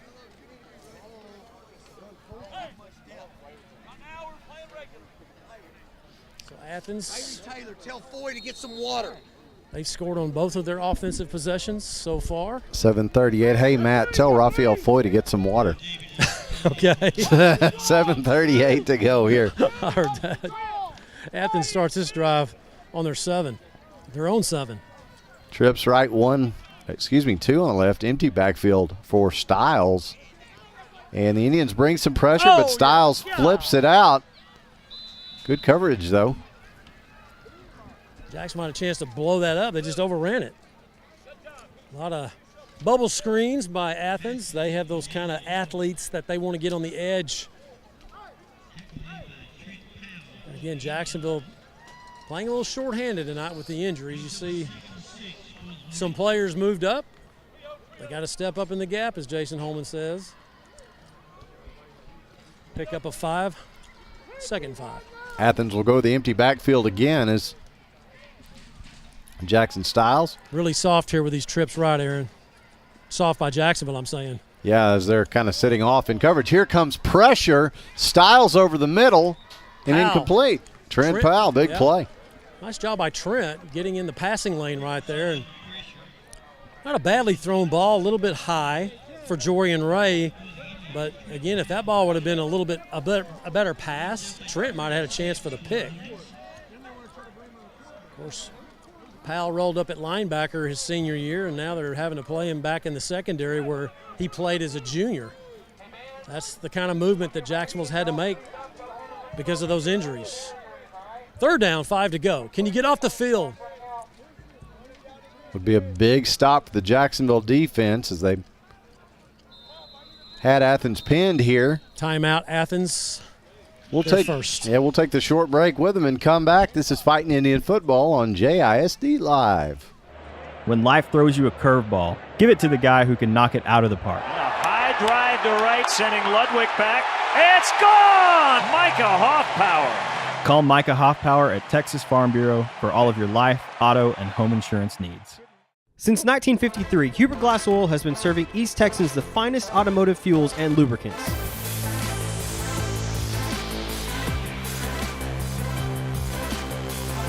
Hubert Glass Oil Company, the clear solution for your business.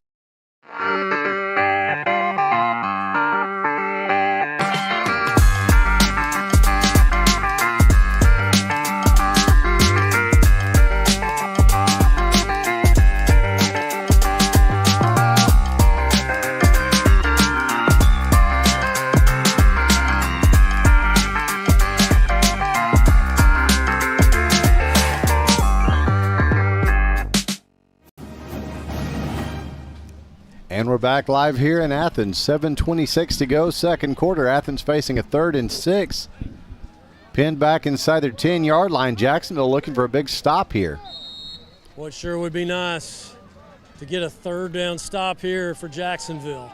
Down 14-7. Try to get the ball back here before the end of this 2nd quarter. Kind of a high snap. Oh, Styles is blown up. Jordan! Dorsey smashed him as Jackson Styles had to bring that snap in with one hand. And that's exactly what happened right there, Aaron, is Styles had to reach out and get the snap. He had to pause, and Jordan Dorsey got off his block and just was all over Styles with a huge sack. And now Athens' punter will have his heels against the back line of that end zone. So let's see, Jacksonville will have Reese Hicks back right here. See what kind of pressure they bring. Yeah, you got a good chance at field position here. He goes with the rollout style as well. Gets a pretty good kick away. Gets a nice bounce as well. Reese, you got to go get that. And he'll roll inside the Jacksonville 45 down almost to the 42. Yeah, Hicks, I think, has got to make a play there. Yeah, he's got to get that one as low, line drive, end over end, catchable. And you had plenty of time to go stop that ball. He just cost Jacksonville about 12 yards, 13 yards there. Because of the low trajectory, I mean, it wasn't like that Athens had a lot of time to get their coverage team downfield. I think Reese had time to get to the ball. He did. So 6 minutes, 30 seconds remaining. Jacksonville will have the ball thrown 42 as the Fighting Indians force the first punt by Athens on their 3rd offensive possession. As both teams have really controlled the ball. This is Jacksonville's 4th offensive possession. Marr is in the backfield now with Brady McCowan. Trips on the left, one on the right for the receivers. As McCowan looks left, throws left. Jermaine. Nice screen set up for Taylor, and he's got room to run. He's at midfield. He's got the Bill McCray Ford first down, and he's into Athens Hornet territory. As just a nice screen, good blocking, and then good running after the catch from Jermaine. Official threw the flag, and they're late. It's going to be – are they going to get a block in the back on Zeke? Wow. Yeah. Oh, man, just let's let Jermaine do his thing. I know you're trying to make a play. Yeah. I understand. You're trying to get downfield and block for him. Well, Matt, you and I talked on the way over here about wanting to see receivers blocking and then making plays. And he's doing that. He's trying to do that. It's an effort penalty. You can't get mad at it. It's just an effort penalty, and that's okay. But once the guy's past you, get your hands back. So now McCowan looks left, throws again. This one dropped by Taylor. Behind him. He had to reach back to get that, not able to pull it in. If he catches that, he scores. Yeah. If Brady can just lead him correctly right there, he scores. He had the inside leverage right there, and it was behind him. Incomplete. Ouch. Missed opportunity there. Jacksonville can throw on Athens. They can get the ball downfield via the pass. They just got to run the right routes, make the right throws, and then catch it and not get pushes in the back. So now McCowan looking to throw again. Now going to have to run. He's got tons of room to do it. He's got the Bill McCray Ford first down. Brady McCowan. Yeah, look at that. Not known for his running ability, but that time he had it. I love the way he finished the play. The guy was trying to drag him out of bounds, and Brady didn't go down and just kind of looked down at him like, well, you got a problem? He kind of had a nice little stare down there. Bill McCray Ford, first down for Jacksonville. Dede. So now the handoff Morris, and he'll crash into the line, maybe get a few. So both teams have 2 timeouts remaining in a pretty fast-moving first half. Fighting Indians now with the ball in Athens territory on that side of the 50. The Hornet 44, second down and 8. So now handoff again is to Mars, and again just straight up the middle for a few. Frankie Corona. That's a name, isn't it? Hey, you know Frankie Corona? I went out with his sister. Yeah, Frankie Corona with a nice tackle there for Athens. He's a big young man, about 260.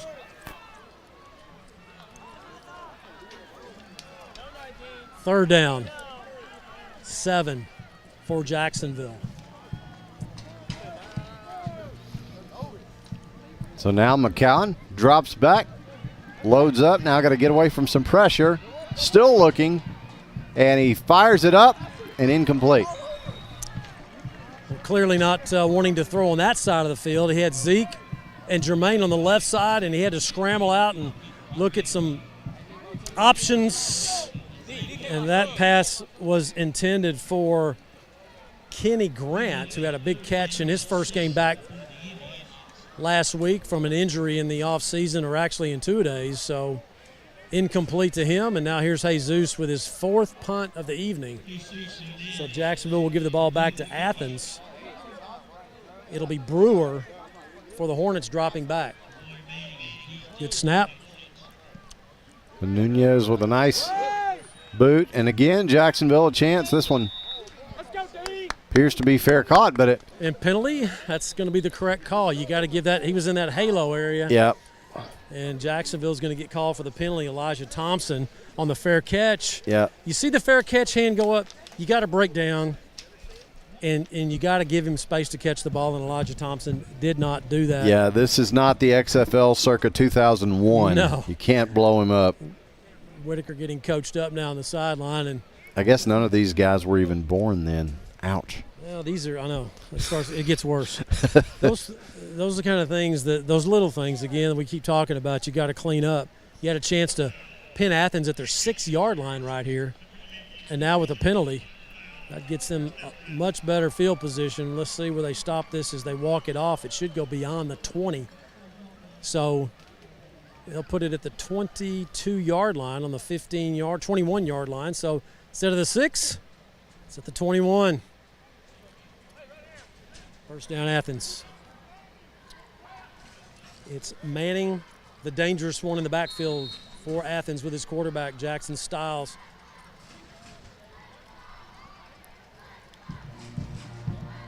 And so now, handoff is to Manning, and he'll make his way ahead to about the 25. Gaskin with the tackle. Nice job. The junior linebacker.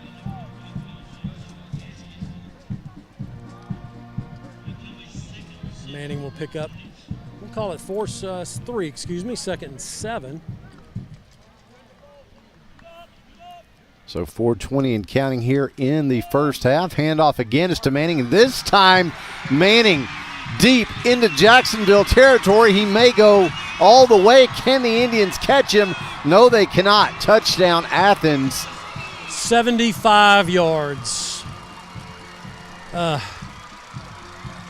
Where are the linebackers?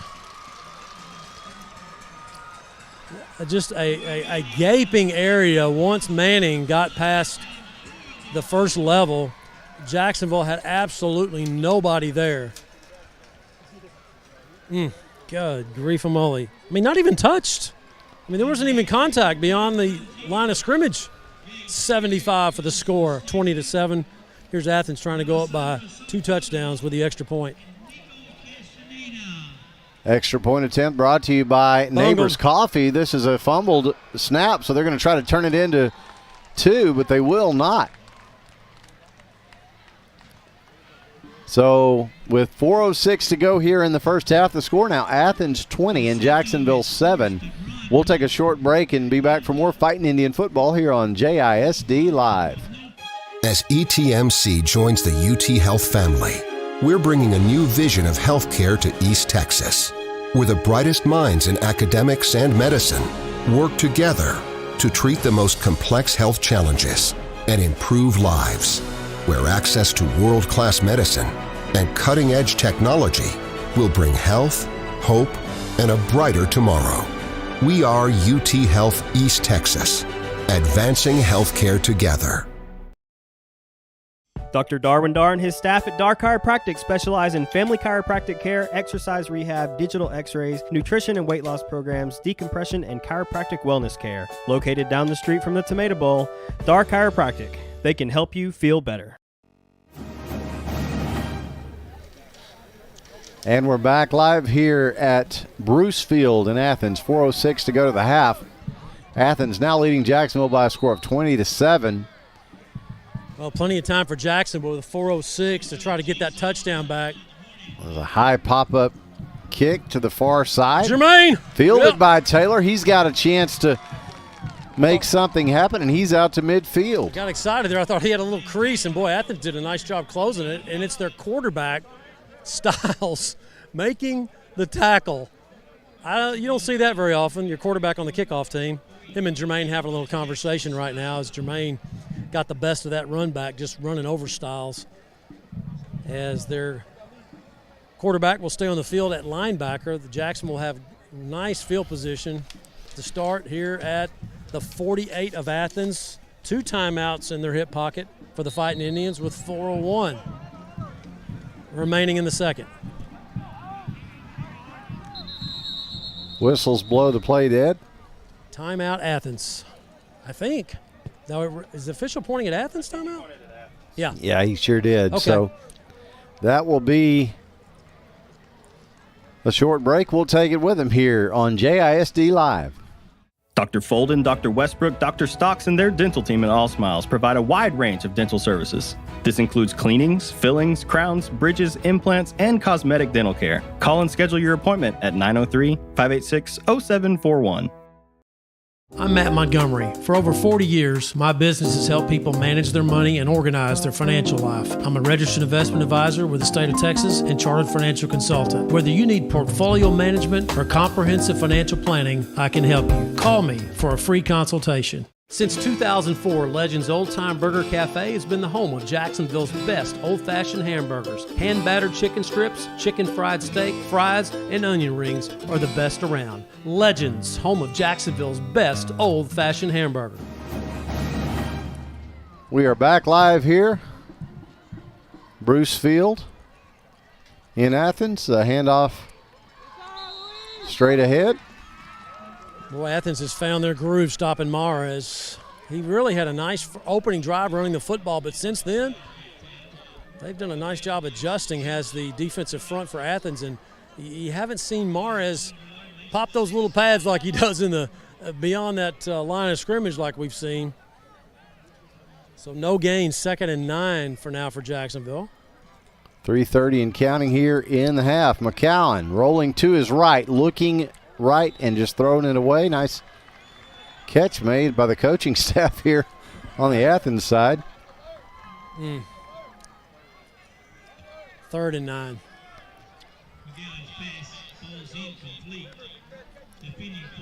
Well, you got to give credit to Athens. After that opening drive, they have really made some changes defensively. And Jacksonville's struggling right now offensively. Not able to run the ball. Passing lanes are closed. Now the Jumbotron goes off, Aaron. Now it comes back up. Yeah, we lost the scoreboard in the last commercial break. We have it back, but you never know. McCowan loads up. Deep ball, incomplete. Yeah, Zeke coming across, double coverage. Not a bad throw by McCowan. Zeke just couldn't get across the front of the safety right there. Ball just thrown out of his reach, and now Jesus will come on for his 5th punt in the first half. 3:17 remaining, still plenty of time for Athens. They're up 20-7. Yeah, they'll be getting the ball as well, Matt, as they deferred from the kick or from the coin toss rather. So you need a stop if you're Jacksonville. High snap, but Nunez able to bring it down, and kick away is a pretty good one. See if it'll take an Indian roll. It will this time. Indians will let it roll out a little bit more and down all the way to the 6. So again, Nunez with a big punt as you get a look at the replay here. And Jacksonville has Athens pinned again. But, of course, last time Manning broke one. Can't let that happen. I'll tell you what, Jesus Nunez is, I don't know if he's the Austin Bank offensive player of the game or the defensive player of the game, but so far he's been the bright spot. That's not a good sign when your punter is up for player of the game. No. I mean, you need them. You got to have them. But that's not who you want to have. Yeah. But this first half, he's really done a nice job as Jesus. Thankfully, he hadn't had to lay a dark bone crusher hit of the game yet. But he's done a great job with, pinning Athens back field position-wise and done a nice job on the kickoffs as well. So here's Athens, first down at their own 6. So Styles again with Manning. Now man in motion from the left to the right. Styles keeps. Jacksonville not fooled. Nice job there. Nice tackle. It's Hinton. As you see the misdirection, and then Manning going the other way, and Styles just trying to go right up the middle on a draw, and Hinton stayed home. Yep, wrapped him up nice and tight. No gain, 2nd and 10. We'll go under 3. Well, the clock. Why is the clock stopped? Can anybody explain why the clock is stopped? Why is the clock stopped? There it goes back on. There it is. Okay. Not sure. They gave him 5 seconds there. Yep. Handoff again to Manning. And he'll make his way up about the 10. Sometimes clock keepers check their texts. They do something. And we're not sure what they're doing. Yeah, I'm not really sure. So 4-yard gain, 3rd down, 6 to go, almost 7. Ball right at the 10 of Athens for the Hornets offense. Don't jump. Jacksonville's Looks offside. like Jacksonville did jump, so a free play for Styles. Nice pass breakup, but another penalty jump going against Jacksonville here. Oh, my goodness. Guys, I don't know what to tell you. I will tell you this. At practice, I see it with my own eyes. The coaches are telling them, watch the ball. And Jacksonville gets in the games, the first 4 games, and then that one right there, and they don't watch the ball. Call it coaching if you want to, but you can only coach them up so much, and they got to do it. That was unfortunate. 3rd and 1. So now Styles just going to keep. He's got the first down, and he's out to the 20.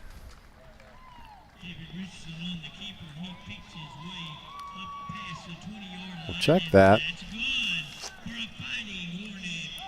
David Richardson actually in at quarterback. Yeah, number 2. Number 2. Sophomore.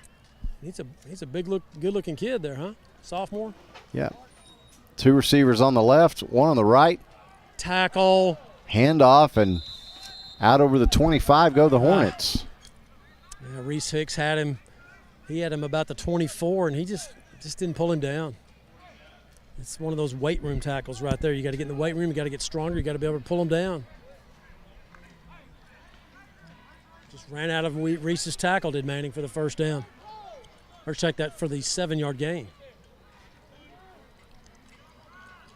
So now, pass to the left side. It's caught. Jacksonville misses 2 tackles, and this could be another Hornet score, and it will. 73 yards.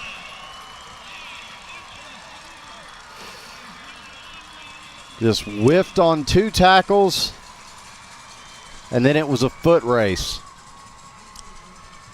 It's just bad tackling. Execution, footwork, awareness. No excuses. You just got to make the tackle. So now the extra point attempt brought to you by our friends at Neighbors Coffee with 1:09 to go here in the first half.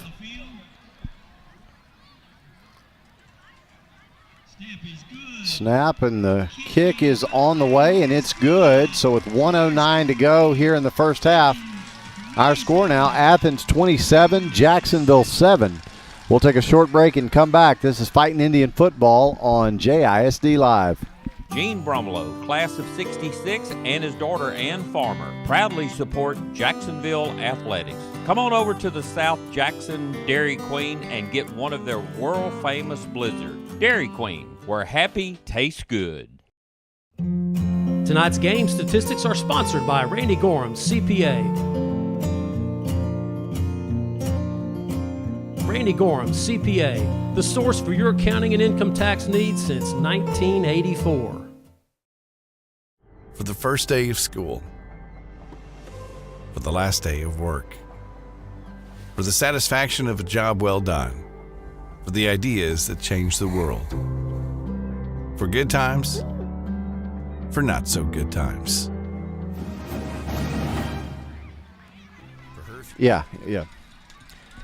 And we are back live here at Bruce Field in Athens. 1:09 to go in the first half. Athens on the board again, Matt. This is about the worst case scenario for the Fighting Indians.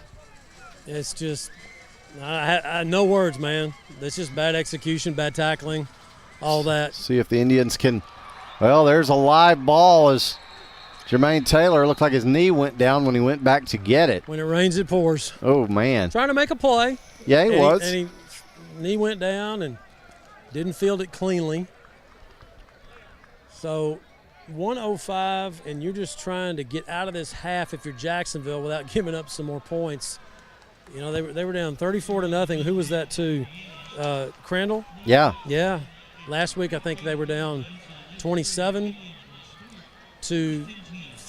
Was it? No. I can't remember. They were down big. The first half let me just say, the first half has been very unkind to Jacksonville, except for the Sulphur Springs game. I mean, White House, Crandall, last week Pine Tree, and tonight Athens. Had big point-scoring first halves for all those opponents. So McCowan looking to his left, firing complete. Ryan Walker. As Walker, with his first catch of the night, makes his way for 7 or 8.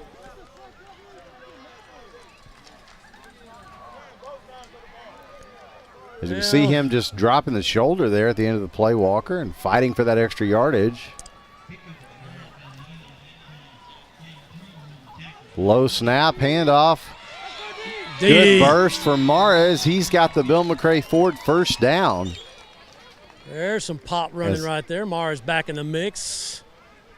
As I talked about earlier, to kind of shut him down, but nice run for the first, and Jacksonville will take a timeout right here. 34 seconds, they'll stop the clock. You'll stay with us at halftime. We'll have the Jacksonville Fighting Indian Band, award-winning Cherokee Charmers, the Jacksonville Twirlers, all part of the Whataburger Halftime Report, halftime show, and then we'll be along with the... Did you skip my All Smiles halftime interview? Oh, hey. Because you know I don't really want to do it with Coach Ullman. I don't know who wants to do it less, you or Coach Ullman. That's right. We'll have the All Smiles coaches interview. Might be the shortest on record. One of them.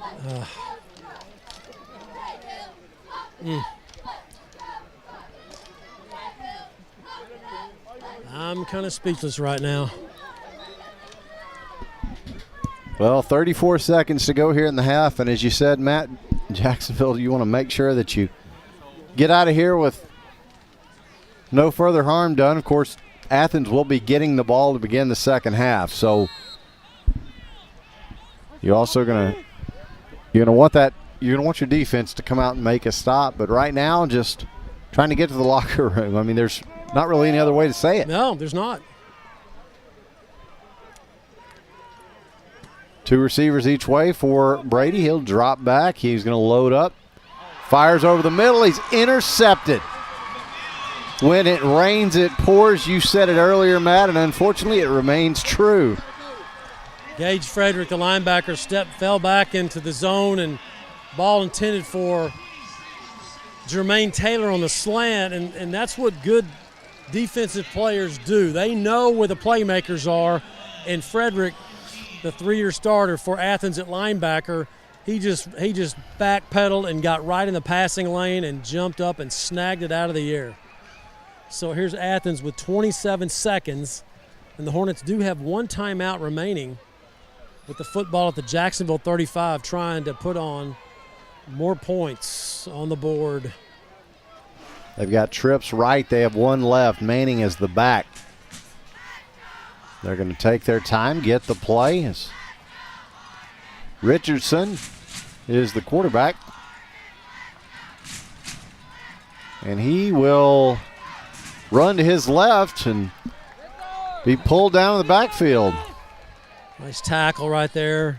That number's way over there. I can't spot it. And then Athens is going to burn their last time out. That was Gaskin, Matt. Oh, nice play by Gaskin, because Hinton came up and just whiffed. I mean, he was right there in the gap, got juked, and he got nothing but air, and Gaskin makes the tackle. Aaron, let's take a break here. Take a short break and come back. This is Fighting Indian Football on JISD Live. For the past 40 years, Swink Studio of Dance in Jacksonville has provided instruction in classical ballet, tap, jazz, hip-hop, and contemporary dance styles for students age 4 through high school. Select classes for adults and award-winning competition teams are also available. For more information or to enroll a student, contact the studio today and let's dance.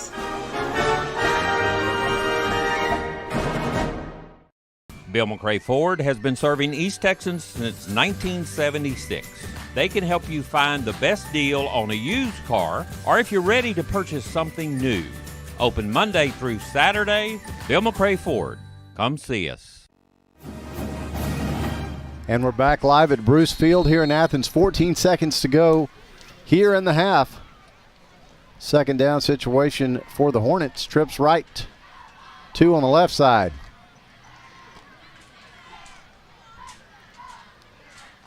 Empty backfield. Throw to the left is caught. But he's knocked down inbounds, and that should do it for the first half of play. Trying to get a playoff, they're not going to get it. So thankfully for Jacksonville, after that interception, able to keep Athens off the board again. But at the half, Our score, Athens 27 and Jacksonville 7. Well, 27 unanswered points there for Athens. Fighting Indians scored on their opening drive, and it's been all Athens since. We'll get Jason Holman as he gets the headset put away here and get his quick comments. I know he wants to get in there and talk about things. There's not a whole lot to say except you just got to get back to playing. Coach, I know that's not the first half you wanted. You jumped out 7-0, 27 unanswered. I'm not going to keep you long. Your assessment?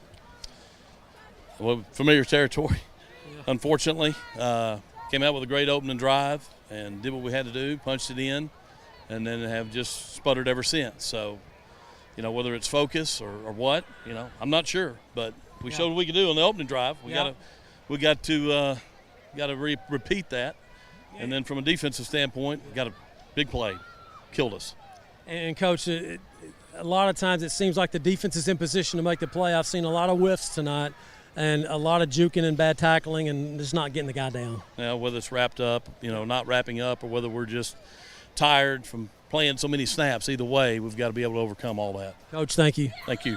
Head Coach Jason Holman on the All Smiles halftime interview. Guys, we'll take a break and come back with the Jacksonville Cherokee Charmers, the Majorettes, and, of course, the award-winning Jacksonville High School Band.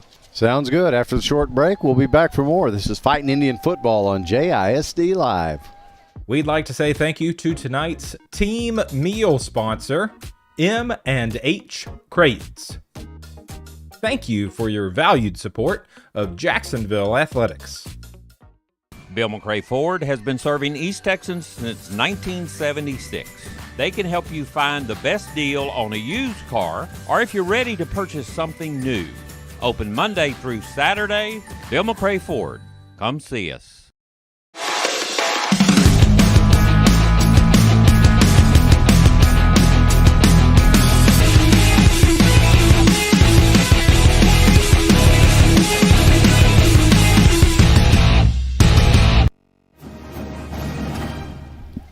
Welcome back to Bruce Field here in Athens as we see the award-winning Cherokee Charmers getting ready to take the field. Matt, we'll toss it back down to you. Thanks, Aaron Swink. We are at halftime in Bruce Field in Athens as the Cherokee Charmers now coming onto the field for their halftime performance. Let's listen to the PA as he introduces them.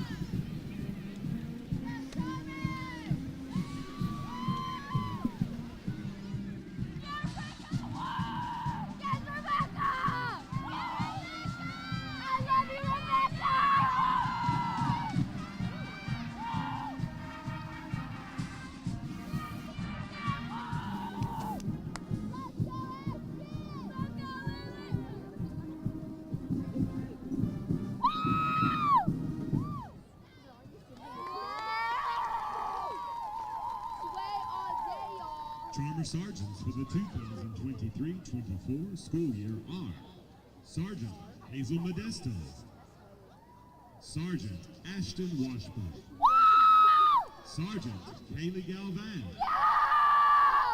Sergeant Ada Pacheco, Sergeant and Chaplain Rebecca Orr, and Head Sergeant Alyssa Nance. Charmer officers from left to right are First Lieutenant Mia Sanchez, Junior Lieutenant Anna Sansi, Junior Lieutenant Krishni Bonzuki, and in the center, Captain Andrea Hernandez. Charmer of the week is Myra Hernandez.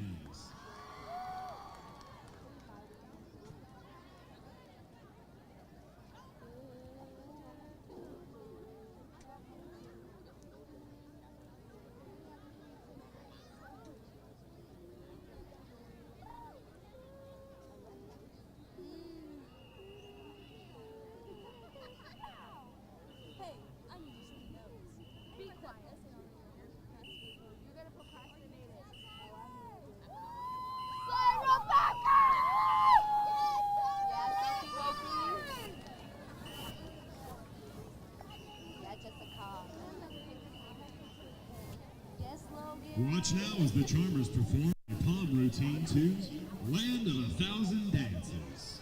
Yes, Andrea.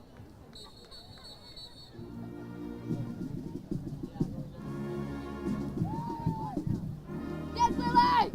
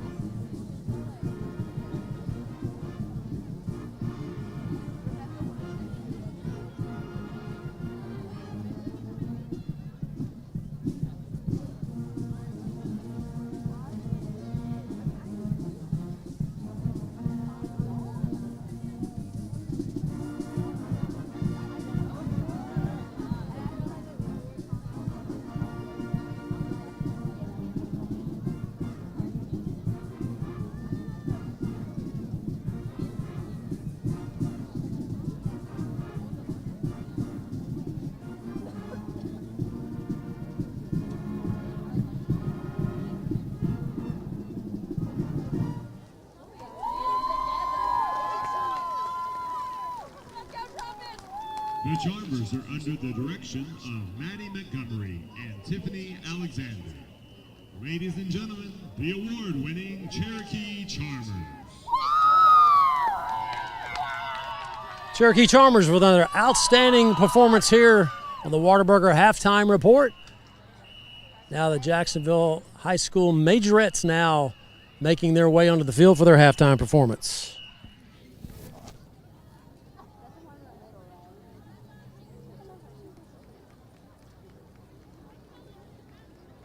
And now, introducing the Jacksonville Indian Majorettes, directed by Brianne G. Twirler officers are Junior Lieutenant Angelis Grimaldo, Junior Lieutenant Alyssa Wright, First Lieutenant Juliana Salazar, and your Captain Natalie Joseph. Twirler of the Week is Abby Barrier.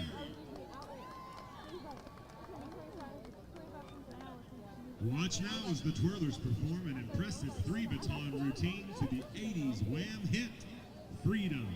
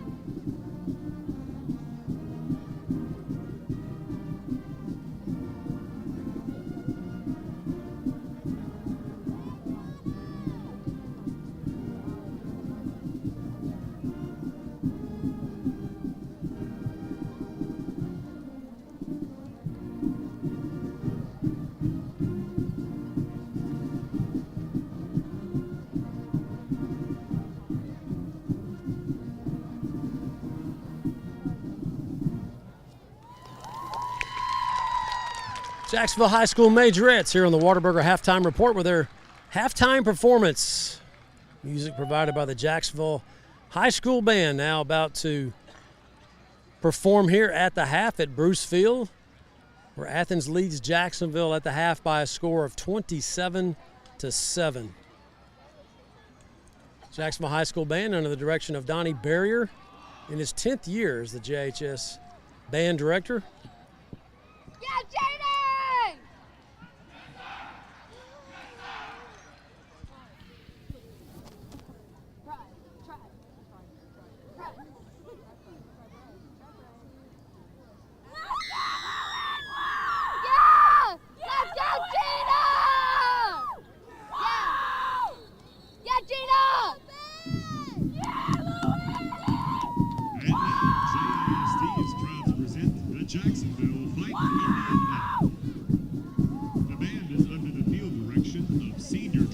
pitchers, Juan Pablo Hernandez and Luis Ortega, and Hendra Major Brennan Hack.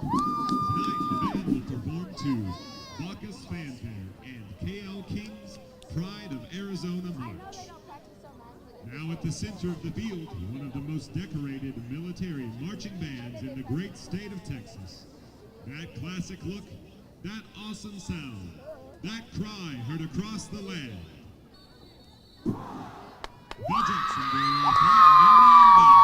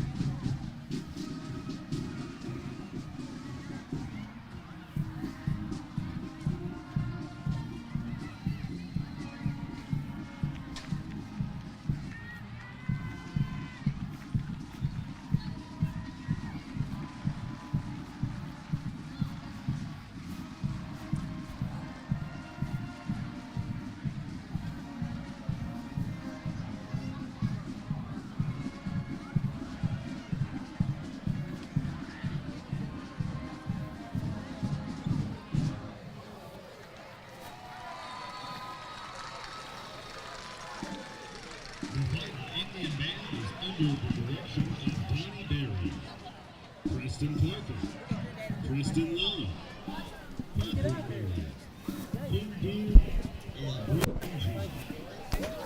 Freshman Rich Landon Best, and Delilah Martinez. Band members of the week are Michaela Josie and Noah Garcia. Ladies and gentlemen, the Jacksonville Fighting Indian Band. Jacksonville High School Band finishes up their performance here on the Whataburger Halftime Report. Guys, if you're up there, can you hear me? We got you, Matt. All right, buddy. I'm going to throw it back to you for the Randy Gorham CPA stats with Todd and whatever you guys want to talk about. All right. We'll bring it back into the booth here at Bruce Field. It is halftime. Athens leading Jacksonville by a score of 27-7 here in Week 5, Week 1 of District 9 4A Division 1 play. And we'll bring Todd Travis in here in just a moment to discuss a first half that by the numbers is maybe even more ugly than it appeared just watching Athens dominate Jacksonville, Todd, as these numbers. It does look better than last week. Well, it does, and that's fair. But all Athens, I think it would be fair to say, guys, in the first half. Yeah, once we got past the first drive, it yeah, been obviously a lot on our side. Yeah, 27 unanswered, and Ryan,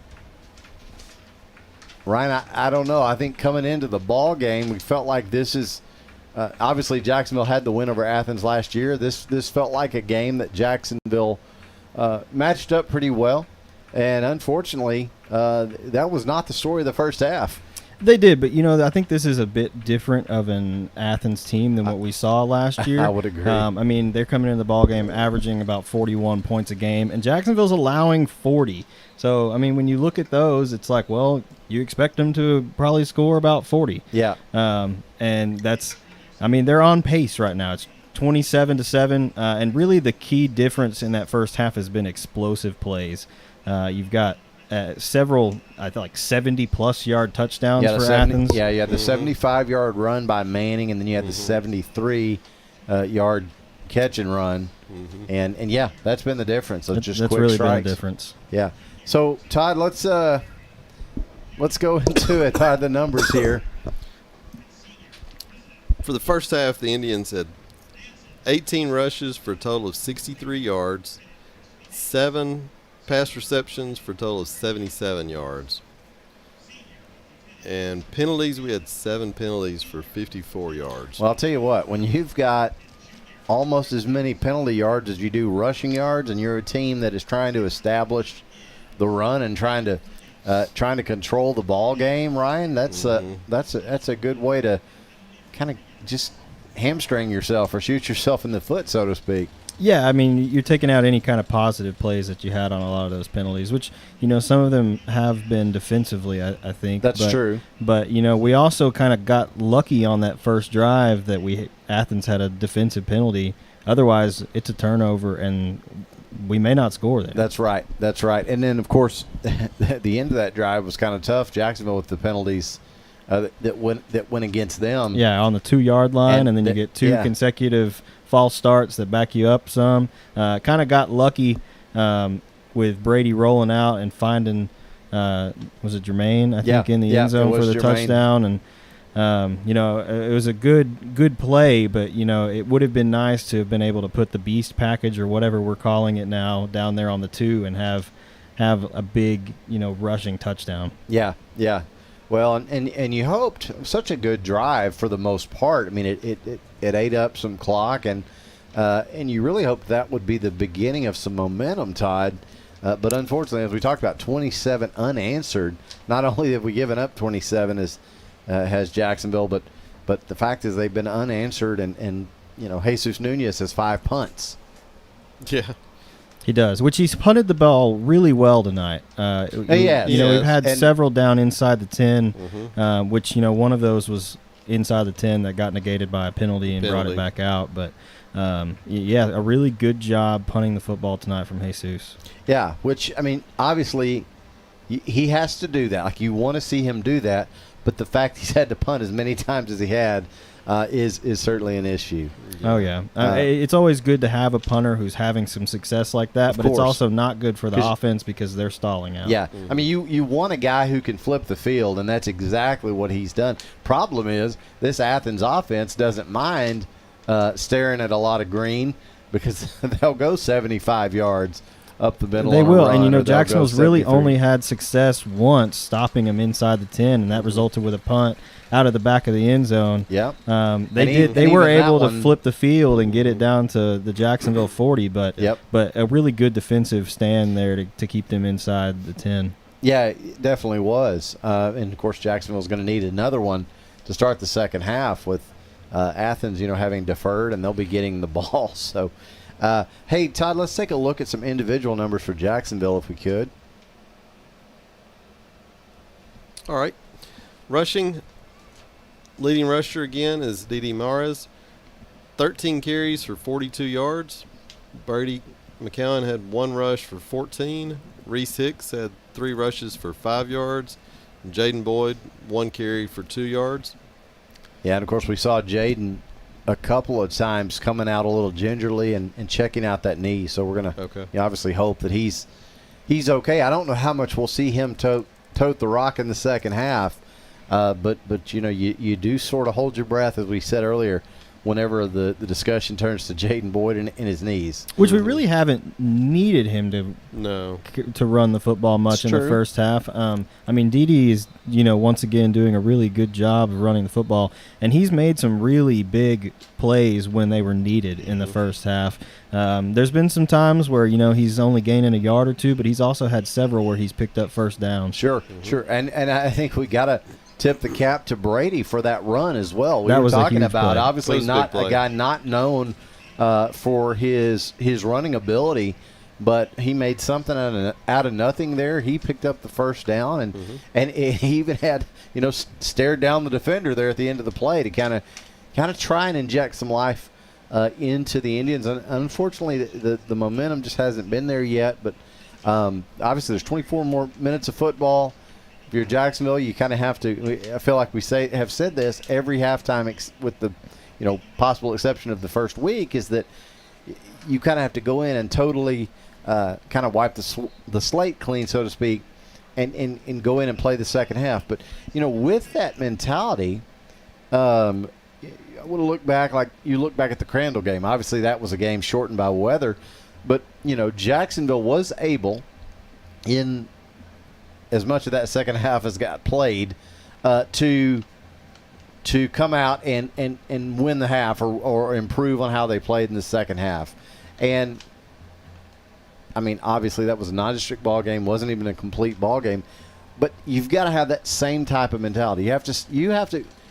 I think Ryan, as Jacksonville, you've got to go in, or you've got to come out of the half rather, with the mindset that it's nothing, and you've got to come out and try to win it.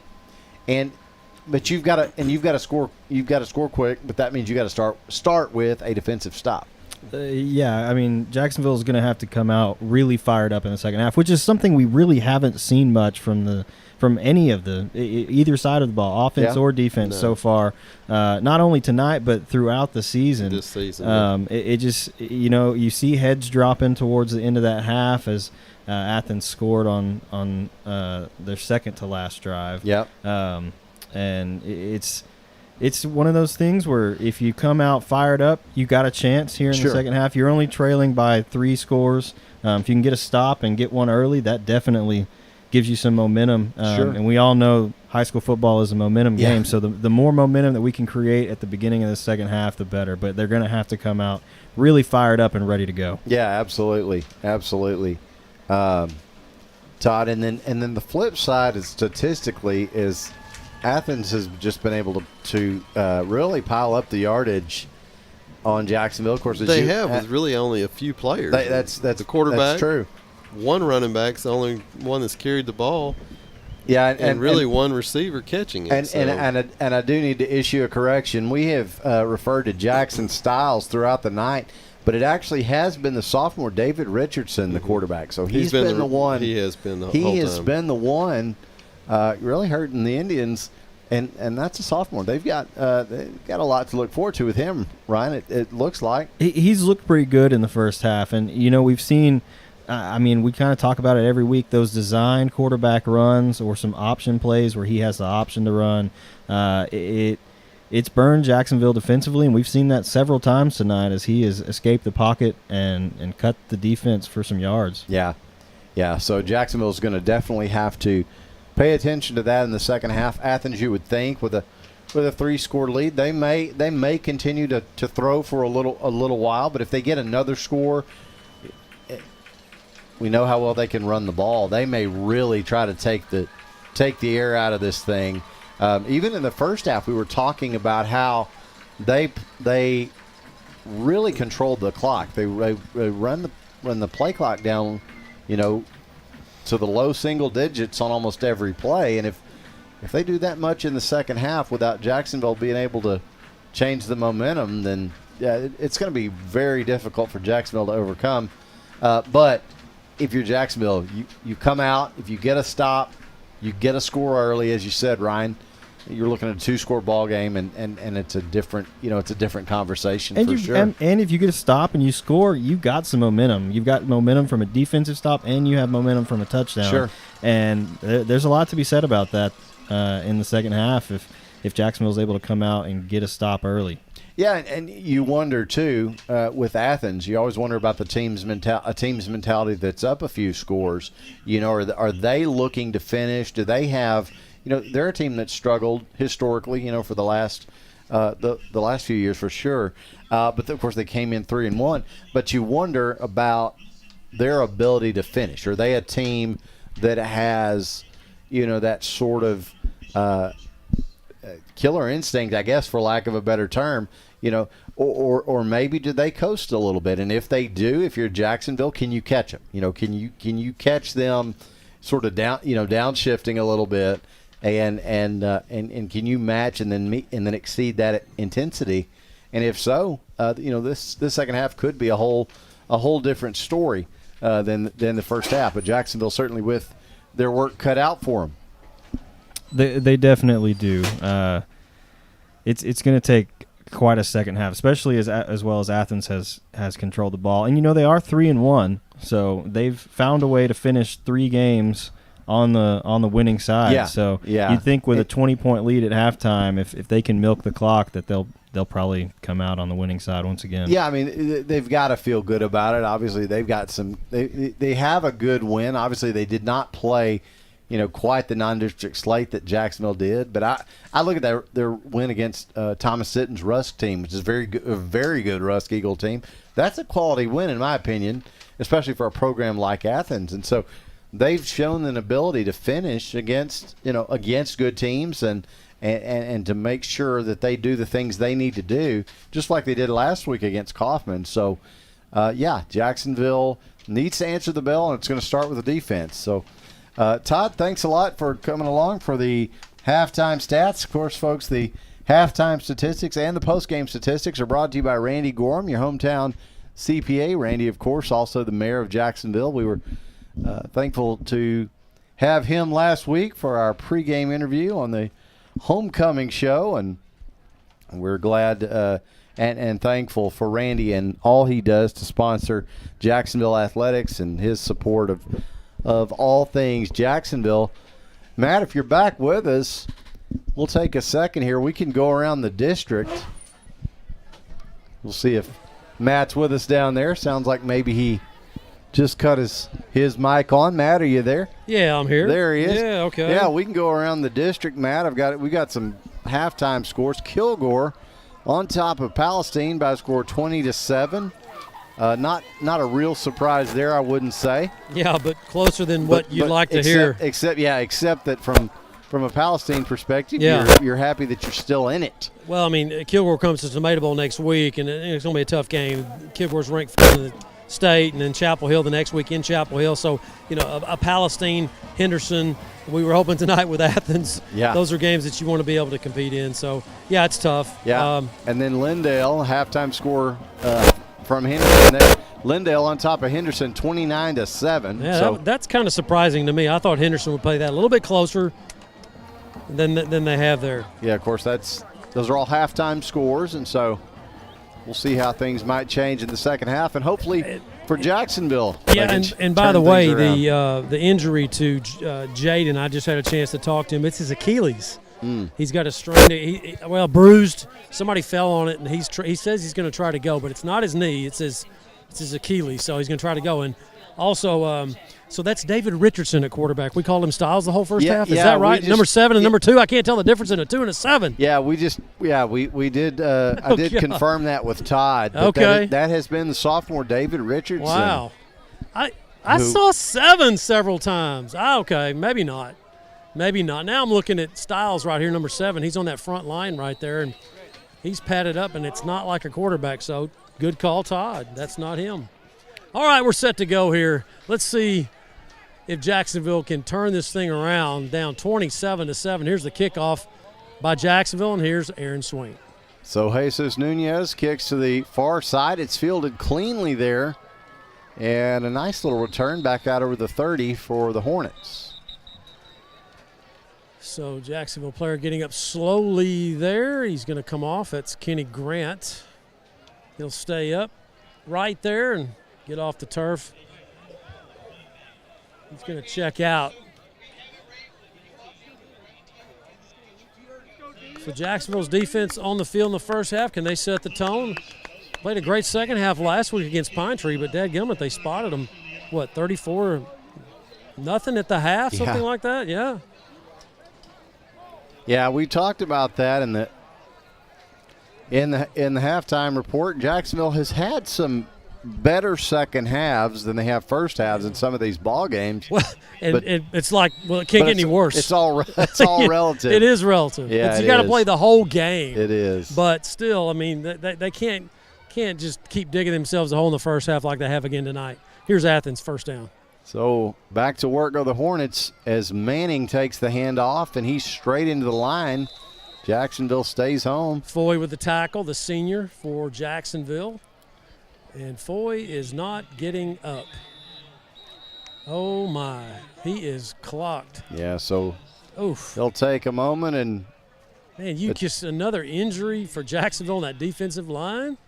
Now he's getting up. Yeah, well, Raphael, he's up pretty quick. Yeah, maybe a stinger. I was going to say Matt caught a stinger that just kind of. Yep, it's his right shoulder he's holding right there as Manning came through there. And, boy, Foy met him straight up in the hole. Foy took the worst of that tackle. Gain of about a half yard. Second down now for Athens. So Richardson and the Hornets back to work. Motion. There's a jump on the line. They're going to get David Zavala.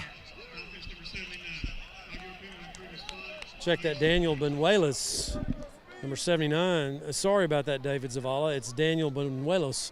And Aaron, you were talking about their PA announcer. Boy, he just called Daniel out right there, didn't he? He did. He just called him out and said that penalty's on number 79, Daniel Benuelos.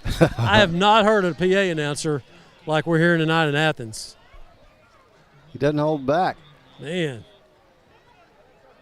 Why don't you give his address? Oh, gosh. So now second down and 14 to go for the Hornets. Richardson going to roll to his right, going to keep. Jacksonville got to make a tackle. Midfield and more for Richardson, and they're not going to catch him. 67 yards. And it was the freshman, Rodarius Searles, who had a chance on the tackle, but he's a freshman for Jacksonville. He was brought up this week, and welcome to varsity football. They move a little bit faster at this level, and Searles just whiffed on the tackle, and 67 yards later, Richardson has another touchdown running the ball. 33-7, here's the extra point. Tell you what, for a sophomore, David Richardson showing a lot that Athens fans can be excited about. He can go. This extra point brought to you by our friends at Neighbors Coffee is up and good. So with 10:44 to go here in the third, the score now, Athens 34, Jacksonville 7. We'll take a short break and be back. You're listening to Fighting Indian Football on JISD Live. Since 1953, Hubert Glass Oil has been serving East Texans the finest automotive fuels and lubricants.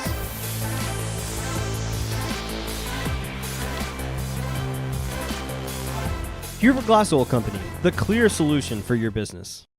The honey barbecue chicken strip sandwich is delicious. It's got that barbecue flavor, that cheese melts on top with that Texas toast. You look at it, your mouth starts watering. It's my go-to sandwich. The honey barbecue chicken strip sandwich, that's my all-time favorite. I'm Matt Montgomery. For over 40 years, my business has helped people manage their money and organize their financial life. I'm a registered investment advisor with the state of Texas and chartered financial consultant. Whether you need portfolio management or comprehensive financial planning, I can help you. Call me for a free consultation. And we're back live here at Bruce Field in Athens. The Hornets wasting no time. Get on the board here early in the third, 34-7 the score. Jacksonville just not answering the bell quite like we thought they needed to, Matt, and so now they're going to have to score here. Oh, no doubt. I mean, they just got to get some pride back. I mean, it's just ugly right now. Somebody's got to make a play. Kick chases Hicks all the way back to about the 22. He slips, but he's able to fight his way ahead for a few to the 25. He's lucky he didn't let his knee go down when he went all the way back to make that catch. I mean, I'll give it to Athens offensively. I mean, you mentioned Richardson. He's a good runner. I mean, Manning's a Division I kid. But, you know, in the first couple of drives, Jacksonville played pretty good defensively. But as we've talked about the last 3 weeks, when things start happening bad, everything starts rolling. That attitude, now here we go again attitude, you got to stop that. I don't know which player on this football team is going to be the guy to stop that attitude, but it's not going to be just one guy. It's got to be several guys. They got to step up and say enough. Here's Jacksonville, first offensive possession. 2 receivers each way. McCowan looks right, throws right into the slot. It's caught, and a short gain. A little bubble route there by Jermaine. Picks up about 4, second 6. It's been a pretty successful play, probably the most successful play tonight for Jacksonville, is just getting the ball to Jermaine in space and letting him do what he can do. So now 2nd and 7. The ball sitting at the Jacksonville 29 as we go into the 10-minute mark here in the third quarter. Jacksonville not in much of a hurry here and down 27 points. You got to go a little bit. Oh, man. Too much looking. Got to go. Trips left, one right. McCowan looks left, throws.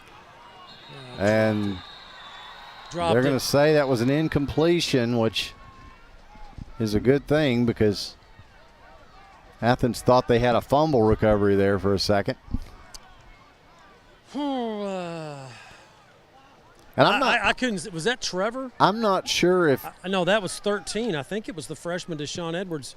And I'm not positive Deshaun is a freshman. He may be a sophomore. I'll have to check that out. Yeah, in either event, he's not on our roster, but I know he was just brought up for this evening's game. And he's going to be a great player, but he's young and just didn't look that ball in right there, incomplete. 3rd down. So a 3rd and 7 now. McCowan looking, throwing just out of the backfield. And that will not be enough, I don't think. We'll see where. Yeah, it's going to be first down. Oh, they got it. There it is, the Bill McRae Ford first down. I apologize. Hard to see from up here through these windows that Coach Mark Alexander did his best to Windex before the ball game. And we want to send our prayers out to the Alexander family. Absolutely. Yeah. Brady McCowan sets his feet, fires deep, got his man. Touchdown. Touchdown, Jacksonville. 64 yards to Zeke Whitaker on the post route. That ended up coming all the way across to the other hash mark, and Brady delivered a strike to Zeke. And he goes in untouched for the Jacksonville score. Jesus now will come out of the hole of Trevor Arrington to try to get that touchdown back. And that was just what the doctor ordered, Matt. Oh, no doubt. I mean, look, you got to keep fighting. You got to play every play, just keep fighting.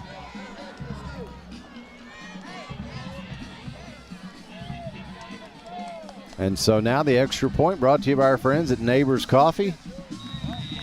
Kick is up and good. So with 9:11 to go here in the third, our score now Athens 34, Jacksonville 14.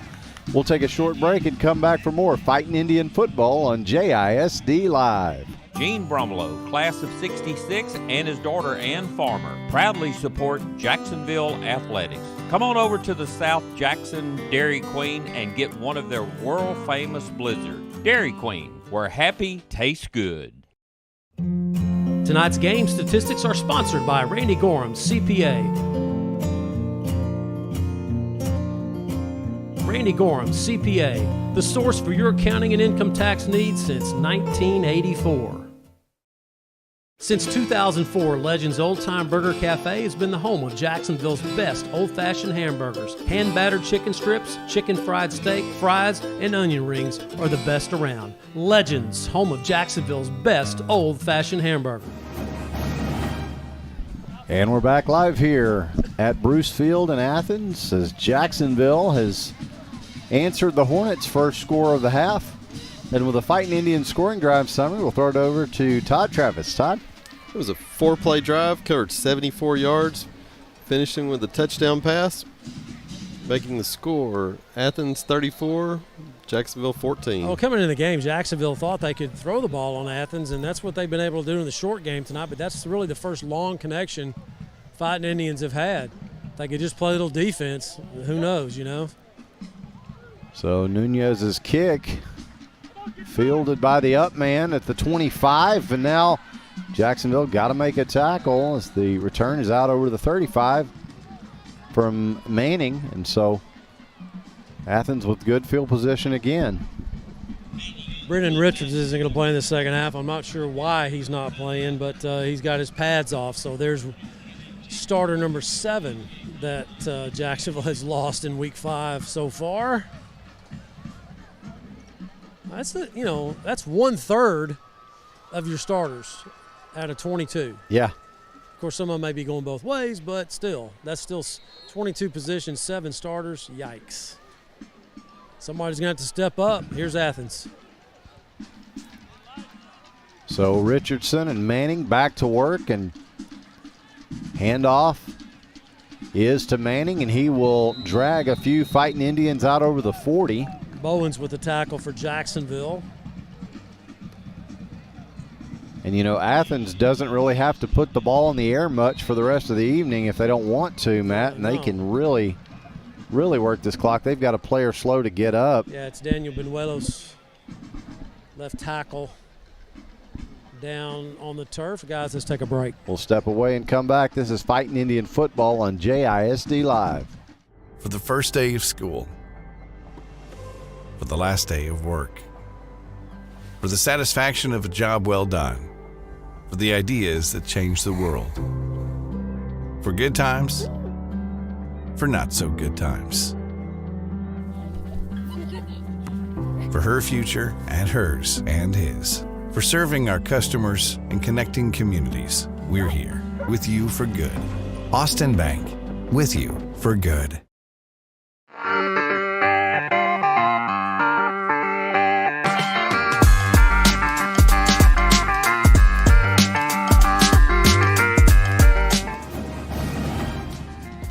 And we're back live here at Bruce Field in Athens. A 2nd down and 5 coming up for the Hornets. Ball sitting at their 43 as they lead Jacksonville by a score of 34-14. As David Richardson and Jamari Manning continue to lead the Hornet offense.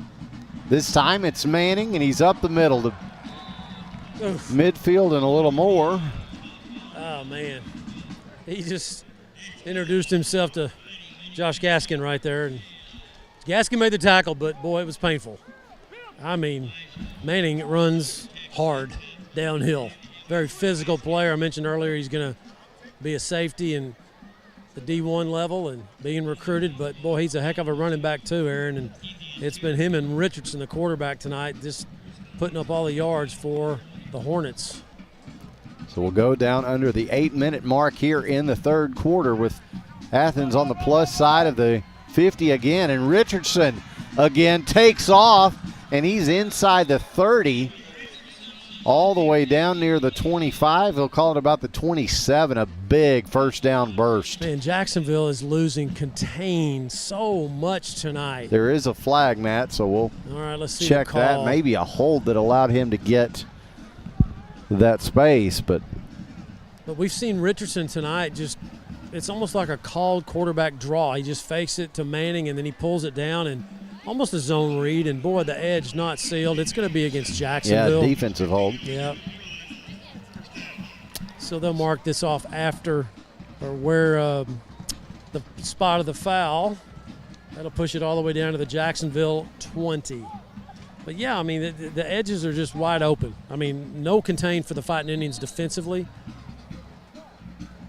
And Richardson is just gashing them. And so, again, this is, you can see Athens just looking at the sideline. They're going to take their time. They're going to get the play just like they want, and play clock down to 4, down to 3. No hurry. Again, yep. Richardson running left. Stretch play. Jacksonville, pretty good pursuit that time. But, yeah, this is the part of the ball game, Matt, where Athens can just really start to take the air out of the football. And that was where Darius Searles, the freshman, just brought up this week from his linebacker position, coming across the field to chase Richardson down. Showing good speed there. Searles also a running back and receiver on offense. Boy, he made a play defensively right there. 2nd and 1 for Athens. 2nd and 9, excuse me. This time, Richardson looks right, throws right, complete. Down to the Jacksonville 10. That looks like it'll be close to that first down, maybe just short. Drayvon Russell with the catch, and another Jacksonville Fighting Indian down on the turf, injured. So as he gets some attention, we'll step away. This is Fighting Indian football on JISD Live. Headed the other direction with the dunk. Carmelo Claiborne with 22 seconds remaining. What a great play from Roberto Munoz. Wade with an opportunity, sends it to goal, and it is in. What a goal. Lauren Wade gets Jacksonville on the board. Dr. Darwin Dar and his staff at Dar Chiropractic specialize in family chiropractic care, exercise rehab, digital x-rays, nutrition and weight loss programs, decompression, and chiropractic wellness care. Located Dar Chiropractic. And we are back live here at Bruce Field in Athens, where the home team is driving again deep in Jacksonville territory.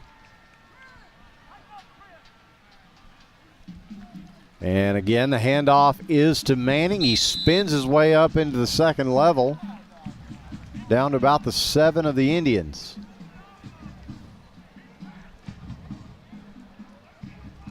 Spin move inside there. Jacksonville, nice job staying home defensively. Bowens with the tackle.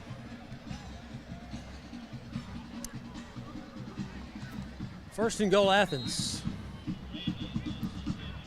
Jack 7. 6:15 and counting, and again, Athens content to take as much time as they can off the play clock, just control the ball game.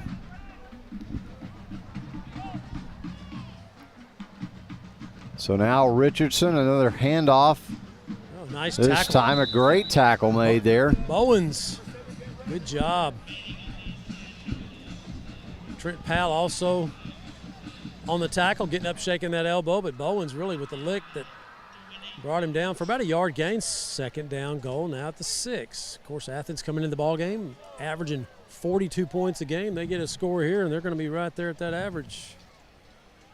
So you'd like to see Jacksonville here, gosh, hold them to a field goal if possible.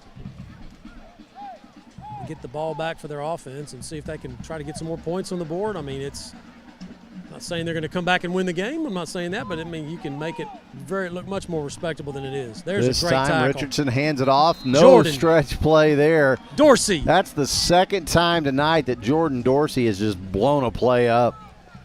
You know, Dorsey gets off a block as good a defensive lineman I've seen Jacksonville have in a long time. I mean, he's got great leverage, and he just knows how to get off a block and not get, just get off of it. No other way to say it.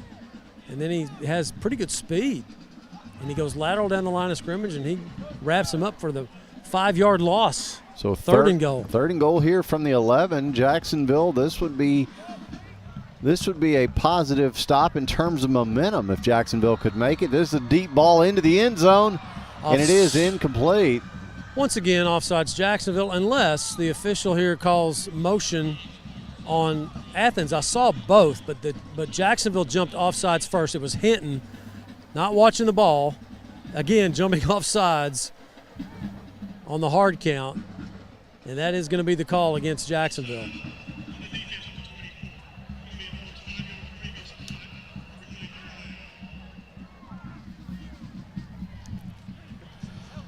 So Zadarius Hinton just having trouble just Just like you say, just watching the ball, just kind of just holding. All you got to do hold is your water. Turn your head and look at the ball. Yep. Oh. So now 3rd and goal. The ball moved up to the 6-yard line. Richardson, will he take another shot? Yes, he will. And this time, he's got a touchdown. Jorian Ray with the catch for the score.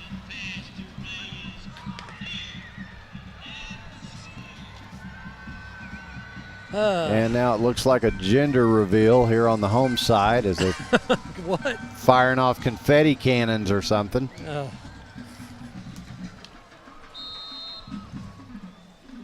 I'm sorry, it's 40-14, guys.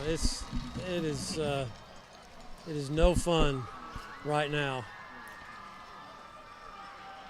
The extra point attempt brought to you by Neighbors Coffee is up and good. So with 4:19 to go here in the 3rd, the score now, Athens 41, Jacksonville 14. We'll take a short break and come back. This is Fighting Indian Football on JISD Live. As ETMC joins the UT Health family, we're bringing a new vision of healthcare to East Texas, where the brightest minds in academics and medicine work together to treat the most complex health challenges and improve lives, where access to world-class medicine and cutting-edge technology will bring health, hope, and a brighter tomorrow. We are UT Health East Texas, advancing healthcare together. When life throws you a curveball, give it to the guy who can knock it out of the park. A high drive to right, sending Ludwig back. It's gone! Micah Hoffpower. Call Micah Hoffpower at Texas Farm Bureau for all of your life, auto, and home insurance needs. And we're back live here at Bruce Field in Athens. 4:19 to go in the 3rd. And hey, guys, the score is a palindrome. Athens 41, Jacksonville 14. I was just about to pull that word out. Oh, dadgummit. Sorry, I stepped on your lines. Yeah. Kickoff fielded cleanly. Zeke, just go straight, Zeke man. Gets swarmed under. Oh, he had a gap there, and he decided to go left. Go through that orange caution light, dude, and go. It's a decent return out to the I hadn't spotted it just yet. Where are we? Looks like it's going to be on the Jacksonville 41, about between the 41 and 42. I believe. We'll see if they put the ball down there. We got a penalty on Athens for procedure. Okay, that'll add some more. Yep, so Jacksonville will take it right at the 45.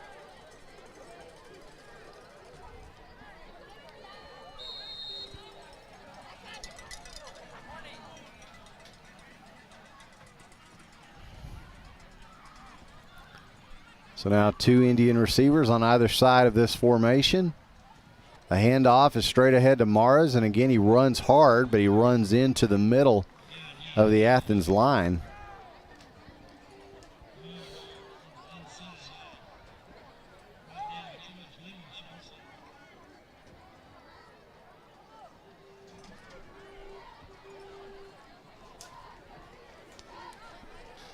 So 2nd down now and 8 to go.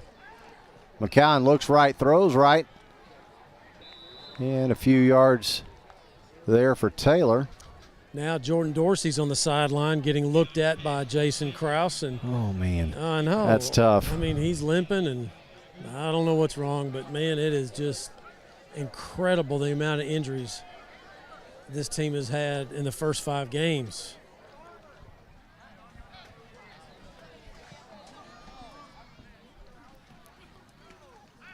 So now McCown looks left, throws left, caught. Trevor. And Arrington's got the Bill McCray Ford first down. Arrington's only his 2nd catch of the year. Caught a lot of balls last year in the junior varsity, but nice pass by Brady, leading him so that he could get up in that tunnel. Bill McCray Ford first down.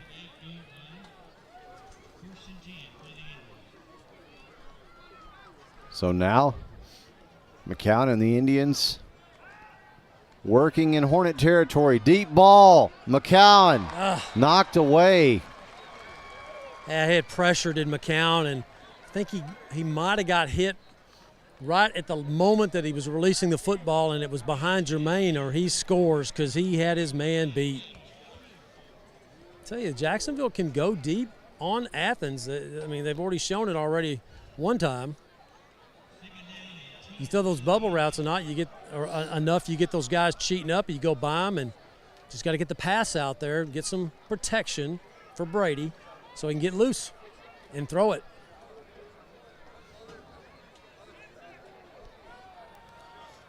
Two receivers each way for the Indians. Gotta hurry, Play play clock clock at 2. They get the snap away. Brady loads up. He goes deep. And it's incomplete. Almost picked off. Athens had their hands all over it, and he just couldn't hold on to it. So trying to hit Jermaine again on the deep route. And now we have an Athens player down, the one that can't get that number just yet, but he dropped the interception. Aaron, let's take a break. He came down hard there. So Yep. we'll take a break as he's attended to. This is Fighting Indian Football on JISD Live.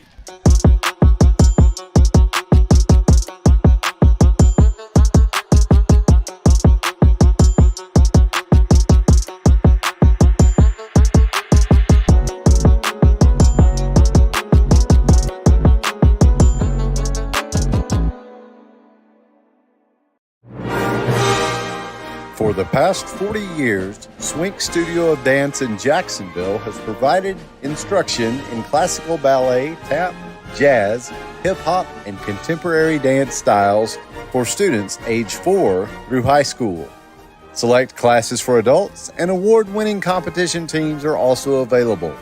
For more information or to enroll a student, contact the studio today. And now we're back at Bruce Field here in Athens. Under center. Jacksonville looking to get something going. Yeah, we haven't seen that in years. And Jermaine Taylor is just swallowed up. Excuse me, that was Reese Hicks. Yeah, he was in the backfield, and Brady was under center. Got really low, like he was hiding, and took the direct snap right under the center. Para, and nowhere on the screen for Reese. So you got to go if you're at Jacksonville. Obviously, it's 41-14, and you're in plus territory. So 4th and 12. You're right.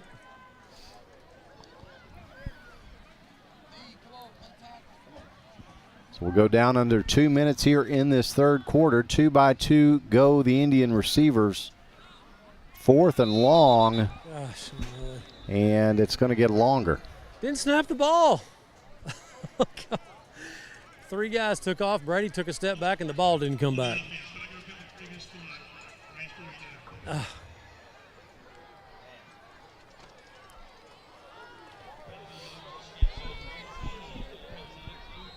And it's not particularly loud down there, Matt. There's not a lot you can attribute that to. No. And Jacksonville's going to punt. I'm not sure why here, but Well, so Jesus Nunez out for what is this, punt number 6 now, I think, guys. Oh, is that all? Is that all? And now Jacksonville's going to get flagged for 5. Delay a game, yeah. So that'll move them back again. A little bit of wind in the face of Jesus here. Nope, no flag. Just reset the game clock. Play clock, excuse me. That's what the official was signaling. He did have his flag out, and maybe, I don't know, no flag. Nunez gets a nice punt away. Bounces down inside the 5. Can the Indians keep it out of the end zone? They cannot. Good coverage, but just not enough. And so Athens will take over, and it'll be interesting to see if the Hornets start going into their depth chart a little bit.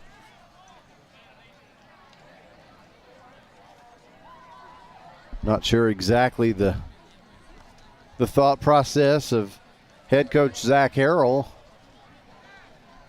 But you'd think this one pretty well in hand for the home team.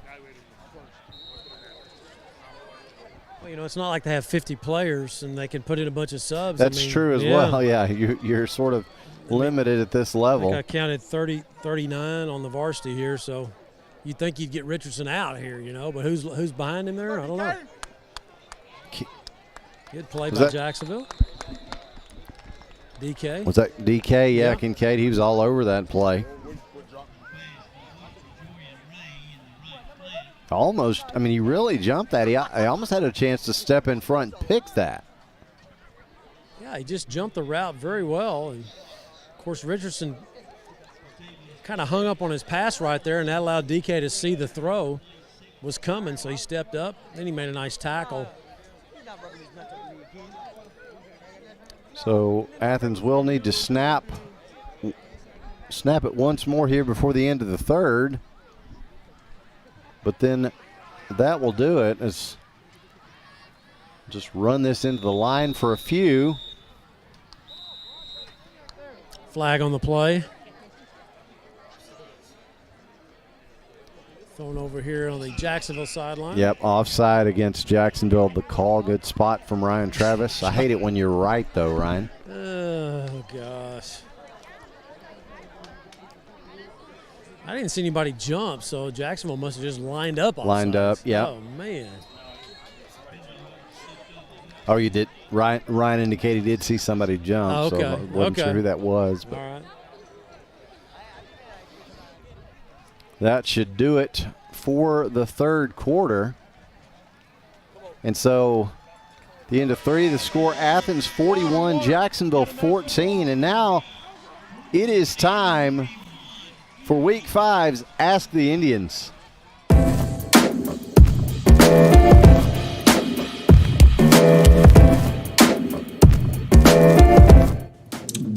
No.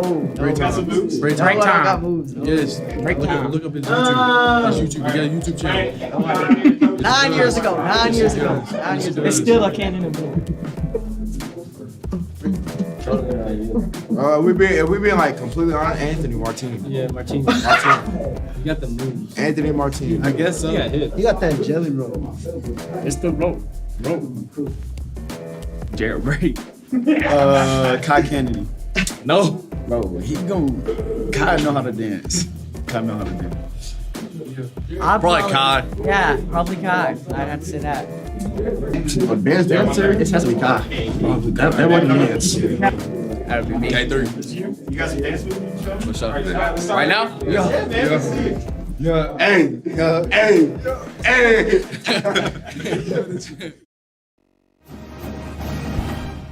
Well, those guys have got some moves. The question this week, who's the best dancer? Well, there are quite a few of them.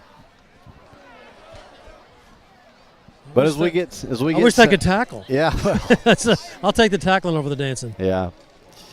Well, as we get set to start this fourth quarter, it is all Athens here at Bruce Field.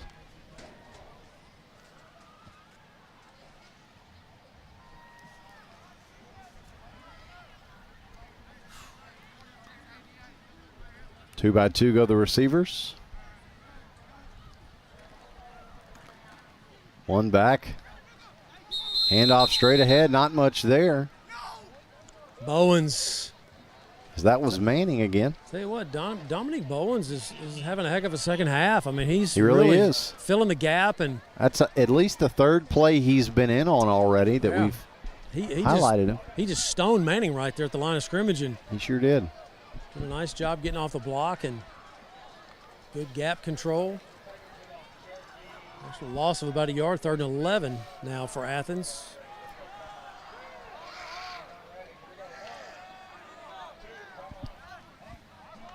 So again, Athens taking their time, getting the play. 5 seconds on the play clock.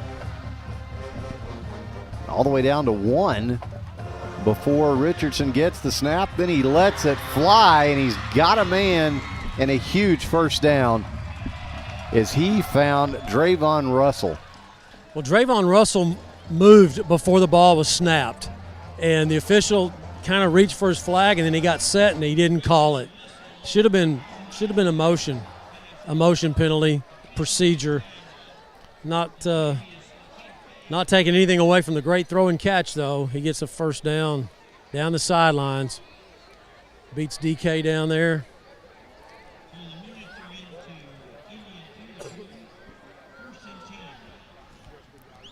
So now a handoff to Manning, left side running into the second level. Now still going, runs over the safety, and he's down near the Fighting Indian 20, just outside the red zone.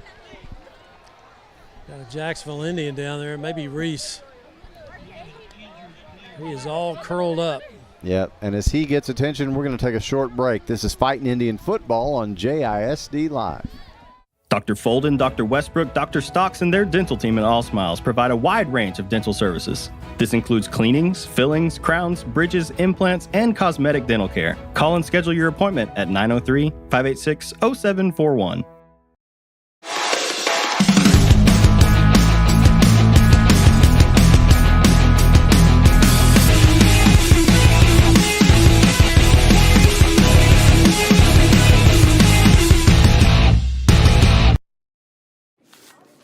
That 100% beef Whataburger takes 2 hands and all of your attention. So yeah, now's the time to sneak that fry. Good thing there's plenty to savor. Good thing there's Whataburger. When life throws you a curveball, give it to the guy who can knock it out of the park. A high drive to right, sending Ludwig back. It's gone! Micah Hoffpower. Call Micah Hoffpower at Texas Farm Bureau for all of your life, auto, and home insurance needs. Since 1953, Huber Glass Oil has been serving East Texans the finest automotive fuels and lubricants.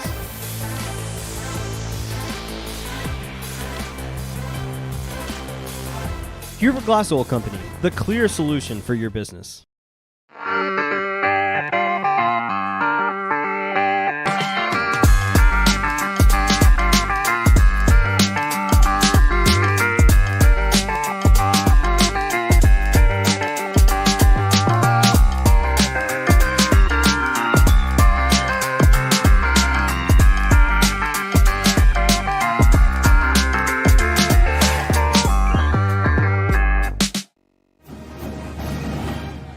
And we are back live here at Bruce Field in Athens, where the Hornets now have it a first down and 10 on the Fighting Indian 21.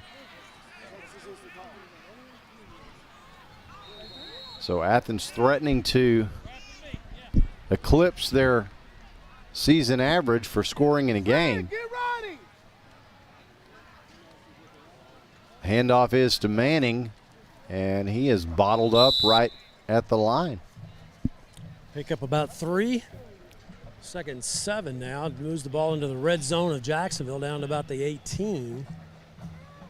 All right, guys, here's the trivia question. I'll throw it out there. Which high school has the most consecutive winning seasons? A, Converse Judson, B, Carthage, C, Austin Westlake, or D, Refugio?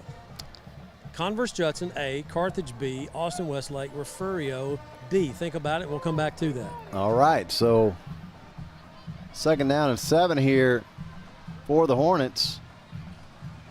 This time, Richardson keeps, and he makes his way around the right end, and he's got first down yardage.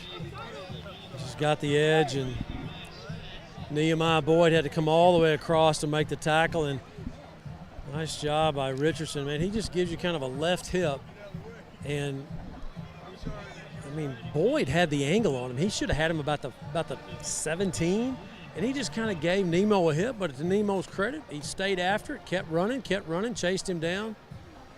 9-yard gain, though, to the Jacksonville 12. So 3rd and a yard with Richardson going to keep, and kind of fell down over his own feet there. He did. He got helped a little bit. Got out over his skis a little bit. Yeah, he took a shot, but kind of tripped himself up as well. So he got enough to get the first down. He kind of went forward, got the first down, then he kind of fell backwards, and they give you that forward motion. Now, I don't know the rules. I mean, man, it's Coach Gandy, the DC for Jacksonville, is asking about, wait a minute. He fell back at the 12. But he had enough forward progress, and they gave it to him first down, just outside the Jacksonville 10. So 8:35 and counting here. And again, Athens taking their time to get the play as they'll run the play clock down inside 10 and now inside 5. And just got the snap off with 1 in the incomplete pass. Yeah, looking for number 17, D'Alessandro Soto, way over his head. As Bobby Uecker used to say, just a bit outside, and that was way high. So incomplete, stops the clock with 8:16 in the game. Matt, going back to your trivia question, okay. The high school with the most consecutive winning seasons, it's just Ryan Travis and myself in here right now. I'm going to lock in my vote for the Converse Judson Rockets. All right, here's Athens trying to score. End around play here, and they will walk in. I mean, just a walk in the park, as you said, for Jorian Ray. I mean, he got to the 5, and he just kind of stopped running and just kind of trotted in. Again, that edge has just been tough for Jacksonville to seal. And Athens is just running wild on Jacksonville tonight at Bruce Field. Pushes the score to 47-14, and officially an ugly, ugly game for Jacksonville. It's been ugly, but this just makes it more ugly. I mean, Now the extra point attempt, brought to you by our friends at Neighbors Coffee, is up and good. Let's take a break and come back for the answer to the trivia question. So we'll take a short break and come back for more Fighting Indian football on JISD Live. When life throws you a curveball, give it to the guy who can knock it out of the park. A high drive to right, sending Ludwig back. It's gone! Micah Hoffpower. Call Micah Hoffpower at Texas Farm Bureau for all of your life, auto, and home insurance needs. Since 1953, Huber Glass Oil has been serving East Texans the finest automotive fuels and lubricants.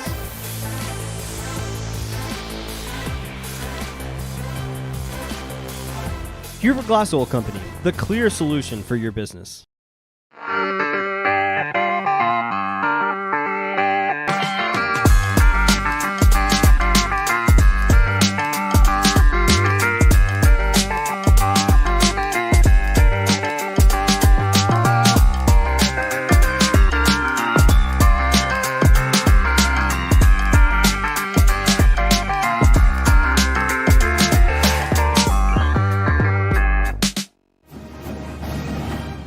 And we're back live here at Bruce Field in Athens, where the Hornets have extended their commanding lead.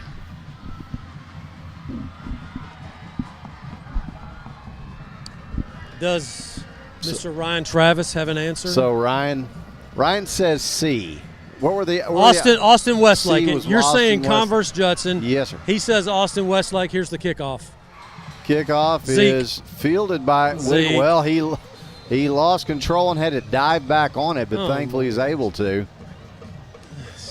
Yeah, so I said A, Converse Judson. Ryan said C, Austin Westlake. And the answer is, you're both wrong. Hey. It is D, Refugio. The Refugio 45 Bobcats. years in a row they've had consecutive. 1978 to 2022. Goodness. Refugio, 45 years of consecutive winning seasons. Holy moly. That is amazing. Hey, and you pronounced it right. Thank you. Refugio, nice job. Yeah.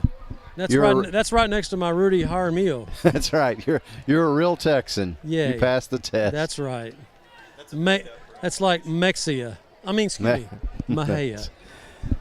Oh my goodness. Colmanale. Let's just run down the list of all the names that people mispronounce. I love it when the local news stations, as the officials now talking to the players about the chippiness starting up. Yeah. Keep it cool. I like that. Good job by the official. You know, the local newscasters that come on that move here. When you get somebody who's they don't know. Uh-huh. And when they do the scores and stuff, it's hilarious. Oh, I know it. Bad snap. Handoff straight ahead, not much there. It looked like a ground ball coming back, and Brady said, "You take it." And oh gosh, Mars just kind of reached down and scooped it up. Nice apron there for the baseball guys. No gain. Yep. Man, 45 years of never having a losing season. That's amazing. That is. Heck, I want to know when those other three had a losing season. Yeah. This time, throw and catch. Good shot Indians by Brady. will move it out to near midfield. Completes that one to Uriel Rosales, his first catch. Yeah, Uriel had the bone crusher hit of the game last week. Now getting in on the action in the receiving core. Dede. Hand off and a dive straight ahead for Mars will get Jacksonville on the plus side. So here comes, what I think could be the feature back for Jacksonville in the future. The freshman, Rodarius Searles, just moved up this week. Hadn't really had a chance to get the playbook down at varsity level. There's a lot of different plays. So they'll keep it simple for him. Brady's talking to him right now. He's going to be special. Hand off to Searles, and straight ahead he goes. Battling out to about the 47. Yeah, he's a tough player. He lit it up last year in the 8th grade. Nobody could stop him. And he was moved up to the junior varsity along with 4 other freshmen to the JV, and been playing well. And they got moved up to the varsity this week with all the injuries, and he just got his first varsity carry. 3rd and 4. We'll see if they go back to Searles. They do, and he's got a Bill McCray forward. First down, and a whole lot more. Inside the 30, spun down almost to the 20. How about that for the young man? Well, that's what I was talking about, his vision. And that's why he's going to be special. That thing was bottled up, and he planted that left foot, went to the outside, and then he can just accelerate, and you saw it right there. So now first down all the way down to the 21, and why not Searles again, and he powers his way down near the Athens, call it the 13. And Jason Holman told me early in the season, he said he's a varsity back, but we want to keep him down. We want those lower levels to win, and you got to have guys like him. But with the injuries, he had to bring him up. And here he is in his varsity debut. He's got 3 carries for a lot of yards.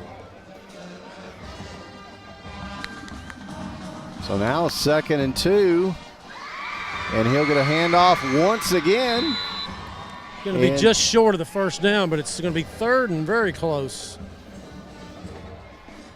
So Mares will check in for Searles, who had 4 carries that put the football all the way down to the 11. And let's give credit to the Jacksonville offensive line. They came alive on this drive and opened up some nice holes for Mr. Searles, the freshman. So it is a first down. They did get a good spot right there with Searles. So his landing at the 2nd 11. Bill McCray Ford first down of the drive for Searles, the freshman. And now McCowan, that ball just popped up. Got hit. They're going to call it incomplete, but yeah, he did. He got hit as he tried to deliver that pass. Yep. And Brady's frustrated.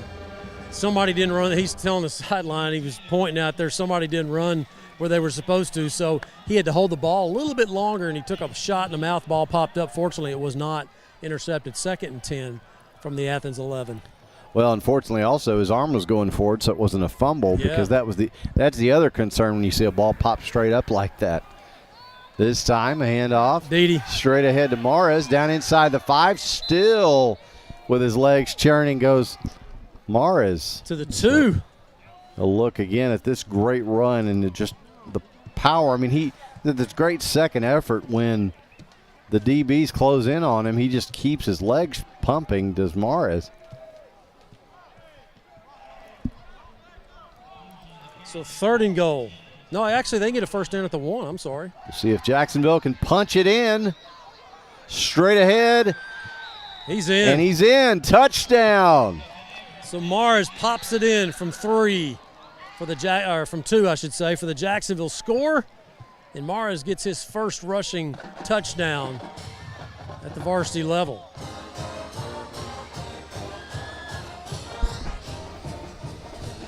And so now the extra point attempt brought to you by Neighbors Coffee as the Fighting Indians close the gap here.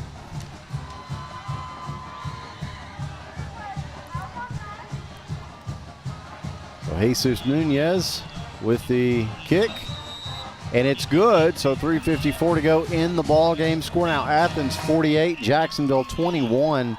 We'll take a short break and come back. This is Fighting Indian football on JISD Live.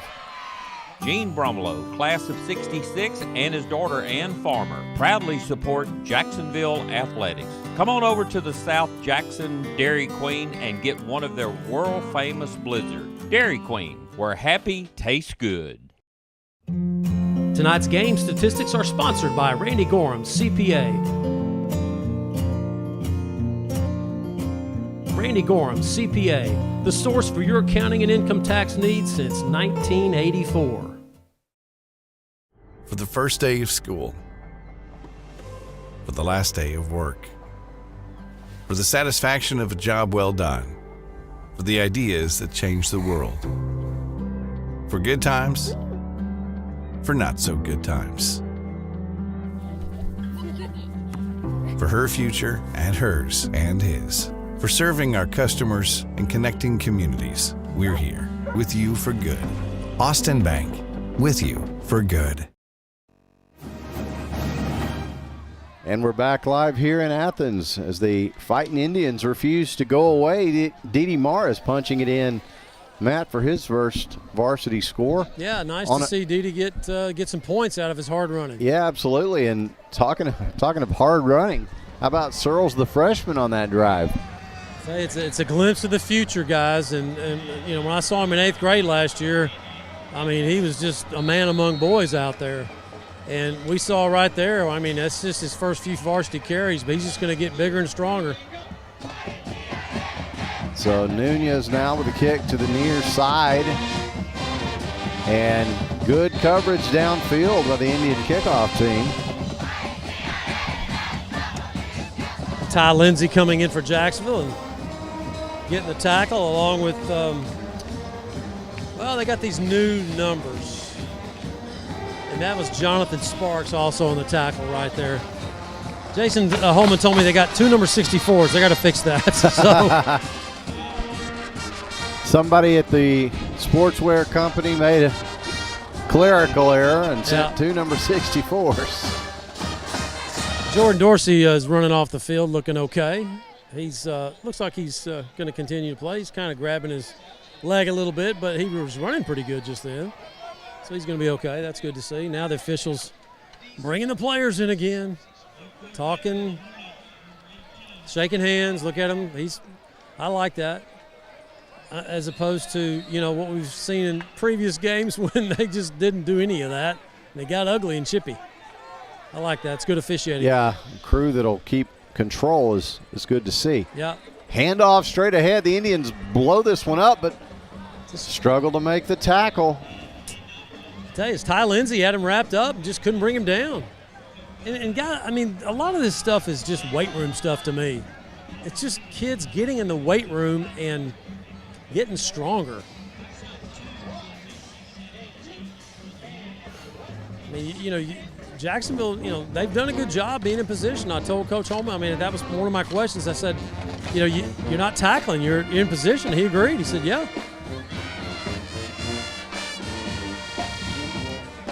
So 2nd down and 8 as we go toward the 3-minute mark here in regulation, as the Hornets going to have to take a timeout here. They worked that play clock all the way down. Yeah, they got a new quarterback in there, Mason Shelton. I checked that. No, Zach McLemore. He just didn't have the right people, so he had to call timeout. Fans, stay with us. We'll be announcing the Bone Crusher hit of the game and our post-game award, sponsored by Dar Chiropractic. If your body needs an adjustment, call Dr. Darwin Dar, JHS class of 84. Also, the Jacksonville play of the game, sponsored by Congratulations. And the Jacksonville offensive and defensive players of the game, sponsored by Austin Bank, your community bank locally owned and operated since 1900.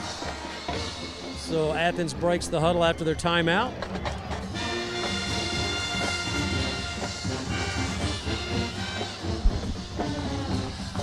And as you saw the graphic on screen, Jacksonville will be back in the historic Tomato Bowl next week to take on a red-hot Kilgore Bulldogs team, Matt. Well, they're good. I mean, they are picking up right where they left off last year when they made the quarterfinals, ranked 5th in the state. Really good. So now a handoff straight ahead for a chunk of yardage. Mason Shelton with the carry. The Hornets now getting some of their backups some play here. Just want to see this clock roll, and Athens is going to come away with their 4th win of the year to go 4-1, and more importantly, they'll go 1-0 in district. And that's what you want to do. If you have a home game, protect your home field, win at home. Continue your momentum, which Athens certainly has going right now. They lost their first game, won 4 in a row now. So a 3rd down here. Play clock ran out. No, Athens is going to get a timeout before it runs out. So they'll take the short break. We'll take it with them. This is Fighting Indian Football on JISD Live. For the past 40 years, Swink Studio of Dance in Jacksonville has provided instruction in classical ballet, tap, jazz, hip-hop, and contemporary dance styles for students age 4 through high school. Select classes for adults and award-winning competition teams are also available. For more information or to enroll a student, contact the studio today and let's dance.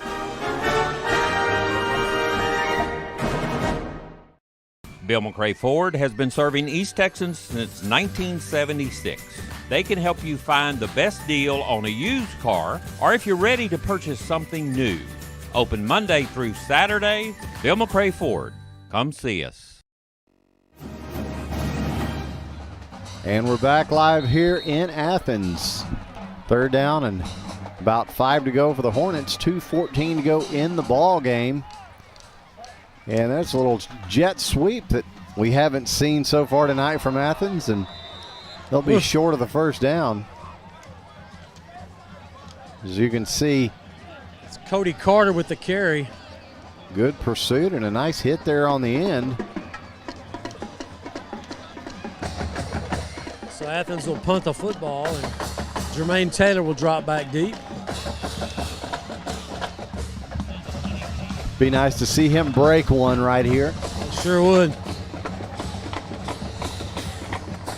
So it's going to be number 17, D'Alessandro Soto.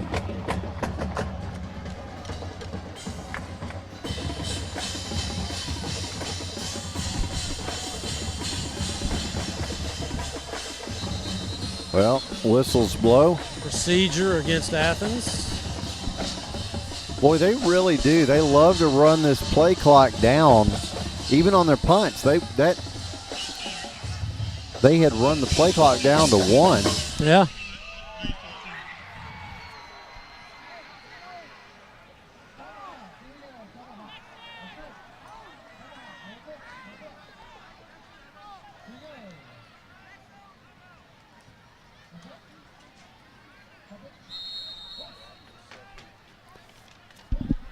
So after the penalties marked off, Soto will boot it away. As the Fighting Indian Band strikes up. They've played hard all night.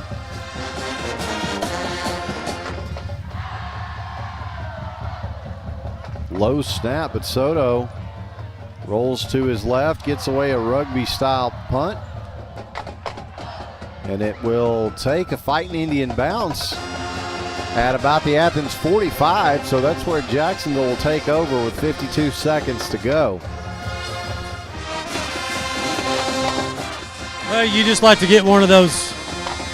It wasn't that bad of a scores here. Yeah. You know, just close the gap. You know, obviously you're not going to win the game, but, you know, 48-28 sounds better than 48-21, but just a disappointing night for Jacksonville, and the road doesn't get any easier. I mean, yeah, I was about to say, it does not. Kilgore, Chapel Hill, the next 2 ball games, and then Palestine comes to Tomato Bowl, then you got to go to Lindale. So I mean, it's and then that's you why they call it the District of Doom. Yeah, you finish the regular season with a Henderson team that's no pushover this year either. No doubt. So McCowan looks left, throws, little screen set up. And a burst from Jermaine for the Bill McCray Ford first down. They're running the clock. They ain't hearing me. They just ran off 5 seconds off the clock. They sure did. It was 42. Jermaine was out of bounds, and it went down to 37. 48-21. They don't, I mean, they're just trying to get the game over. I understand. So now down to the Hornets' 20-yard line. McCowan loads up, goes deep into the end zone. Touchdown. Got his man. Touchdown, Jacksonville. Jermaine. There's that Zeke. Believe that was Whitaker on this near side. Yeah, that's Jermaine. That's Jermaine. Yeah, he did come across. They switched it up, and Jermaine down this near side. Fighting Indians on the board for the 4th touchdown tonight. That's pretty much the average. Athens came in averaging 42 points a game. They were giving up 27 points a game, and look at the score. It's pretty close. They're averages for a reason. Stats don't lie. Extra point attempt now brought to you by our friends at Neighbors Coffee. Jesus Nunez kick is up and good. So with 29 seconds to go, the score now Athens 48, Jacksonville 28. We'll take a short break and come back for more Fighting Indian football here on JISD Live. We'd like to say thank you to tonight's team meal sponsor, M&H Crates. Thank you for your valued support of Jacksonville Athletics. Bill McCray Ford has been serving East Texans since 1976. They can help you find the best deal on a used car, or if you're ready to purchase something new. Open Monday through Saturday. Bill McCray Ford. Come see us.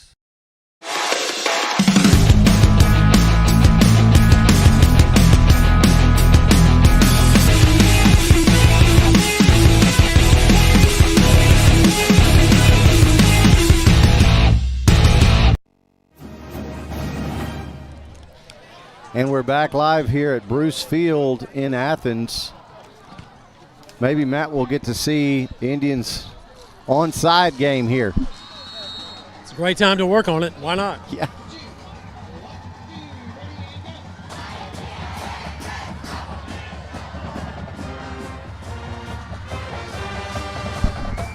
Jacksonville Fighting Indian Band strikes up Cherokee. The Indians will just kick this one away. Fielded by the up man, and he's got some room to run. Nice tackle made there, though. Yeah.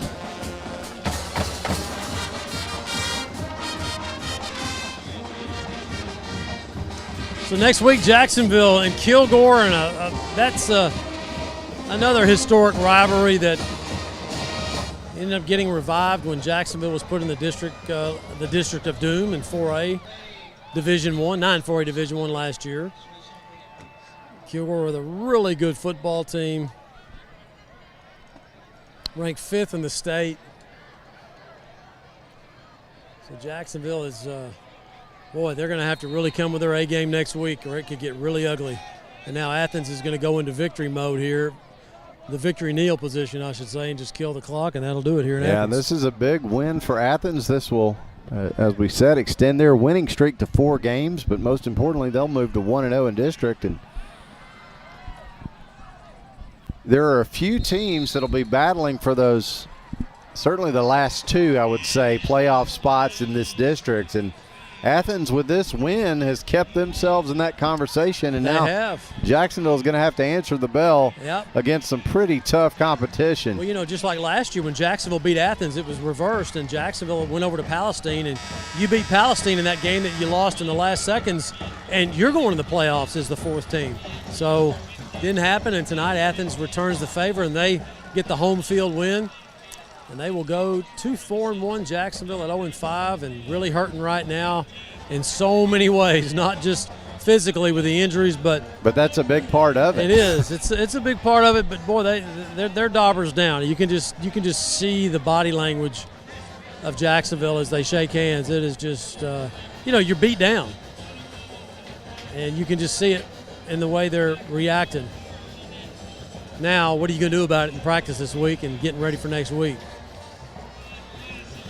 So Jason Holman will have his post-game talk with his team, and we'll get his thoughts on the All Smiles post-game interview. And whenever Todd's ready to start the stats, we can get that going. I tell you what, before you do that, while he's getting those going, let's go ahead and hand out our awards as we do at the end of every ball game. First, the Bone Crusher Hit of the Game, sponsored by Dar Chiropractic. If your body needs an adjustment, call Dr. Darwin Dar, JHS class of 1984. He's your hometown chiropractor. The Bone Crusher Hit of the Game goes to the junior, Jordan Dorsey, with the big sack of the quarterback, Richardson of Athens. Man, he got off the block and just wrecked him. So the Bone Crusher Hit of the Game, junior, Jordan Dorsey. The play of the game for Jacksonville. The play of the game is sponsored by Congratulations. They can personalize trophies, create special recognition items for banquets. Maybe you want to preserve a special photo or create signage for your business. Congratulations is your hometown awards and engraving store. Play of the game, the 65-yard touchdown pass from Brady McCowan to Zeke Whitaker in the third quarter. Nice strike there by those two.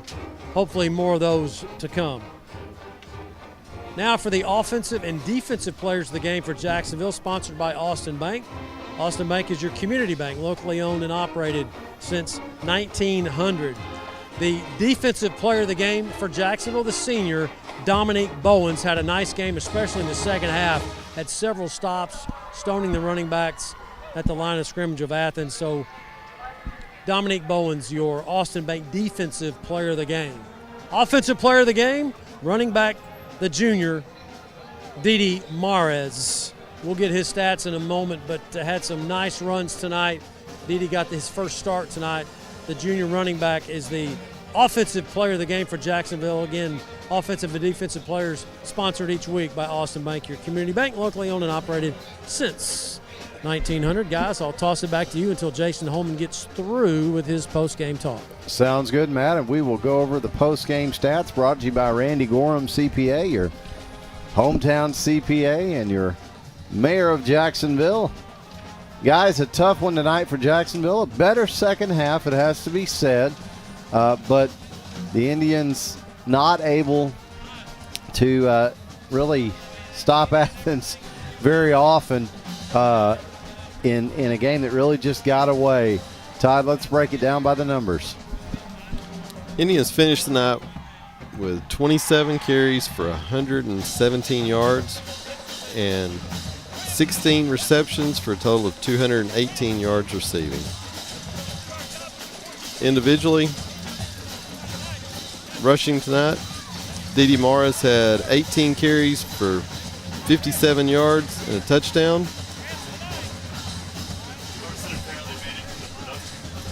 Passing, Brady McCowan finished with 16 completions on 29 attempts for 218 yards, 3 touchdowns, 1 interception. Receiving tonight, Jermaine Taylor had 9 catches for 106 yards and 2 touchdowns. Zeke Whitaker, 1 catch for 64 and a touchdown. Brendan Richards, 1 catch for 13.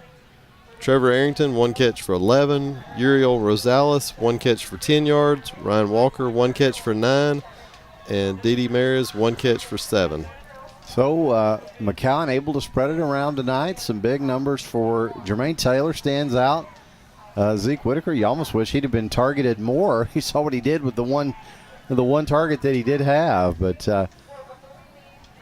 Jacksonville offensively able to put up the numbers, guys. But unfortunately, Athens scored right at their average, as we talked about coming into the ball game, and then their defense gave up about their average, and unfortunately that leads us to where we are now with Jacksonville 0-1 in district play and looking to regroup before heading home to take on the Kilgore Bulldogs next week. I'd like to thank Randy Gorham again for his sponsorship of all our statistics throughout the season. Randy, of course, your hometown CPA. And now, Matt, we'll send it down to you with head coach Jason Holman. Coach, you got off to another rough start tonight. I think it's the third game in a row where the first half is just the wheels fell off, and then you can't dig out of that hole in the second half. Yeah. Well, injuries aren't helping that. We've had, I think, 4 to 5 key injuries tonight with starters. It's certainly not helping the cause. But, yeah, you're absolutely right. We're digging holes early.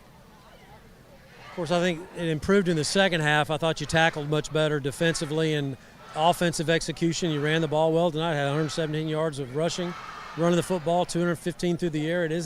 It's just when that happens during the game. It just doesn't seem to be when it's the time when it's helping you get, be in the ball game. Yeah, you can't let yourself self-destruct in the first quarter, and then, and by the fourth quarter it's too late. So we got to learn to manage the ball game. Coach, a lot of injuries. I know you pulled some kids up. Saw freshmen running the football. I mean, it's been a long time since Jacksonville's had to pull guys up with all these injuries, and I know you're not making excuses. I mean, it's more than that. But Kilgore coming in next week, a great football team, state ranked, coming back home to the Tomato Bowl. You just got to get some guys well because they're coming in and they're going to be good. Yeah, it only gets harder from here, as week. we know. I mean, the district we're in, it's only going to get more difficult. So we just got to make sure that we get our kids healed up. We can get out there and do our best to go to battle. Coach, appreciate it. Thank you. Thank you. Head coach Jason Holman on the All Smiles post-game interview. Guys, back to you. Thanks, Matt. That'll just about do it from here in Athens at Bruce Field tonight. Jacksonville falling to 0-1 in district play. Athens improving to 1-0. Next week, it's the Kilgore Bulldogs and the Fighting Indians from the historic Tomato Bowl. Kickoff scheduled for 7:30. We'll be live with our countdown to kickoff at 6:45. For Matt Montgomery, Todd Travis, and Ryan Travis, this is Aaron Swink saying thanks for watching Fighting Indian Football here on JISD Live.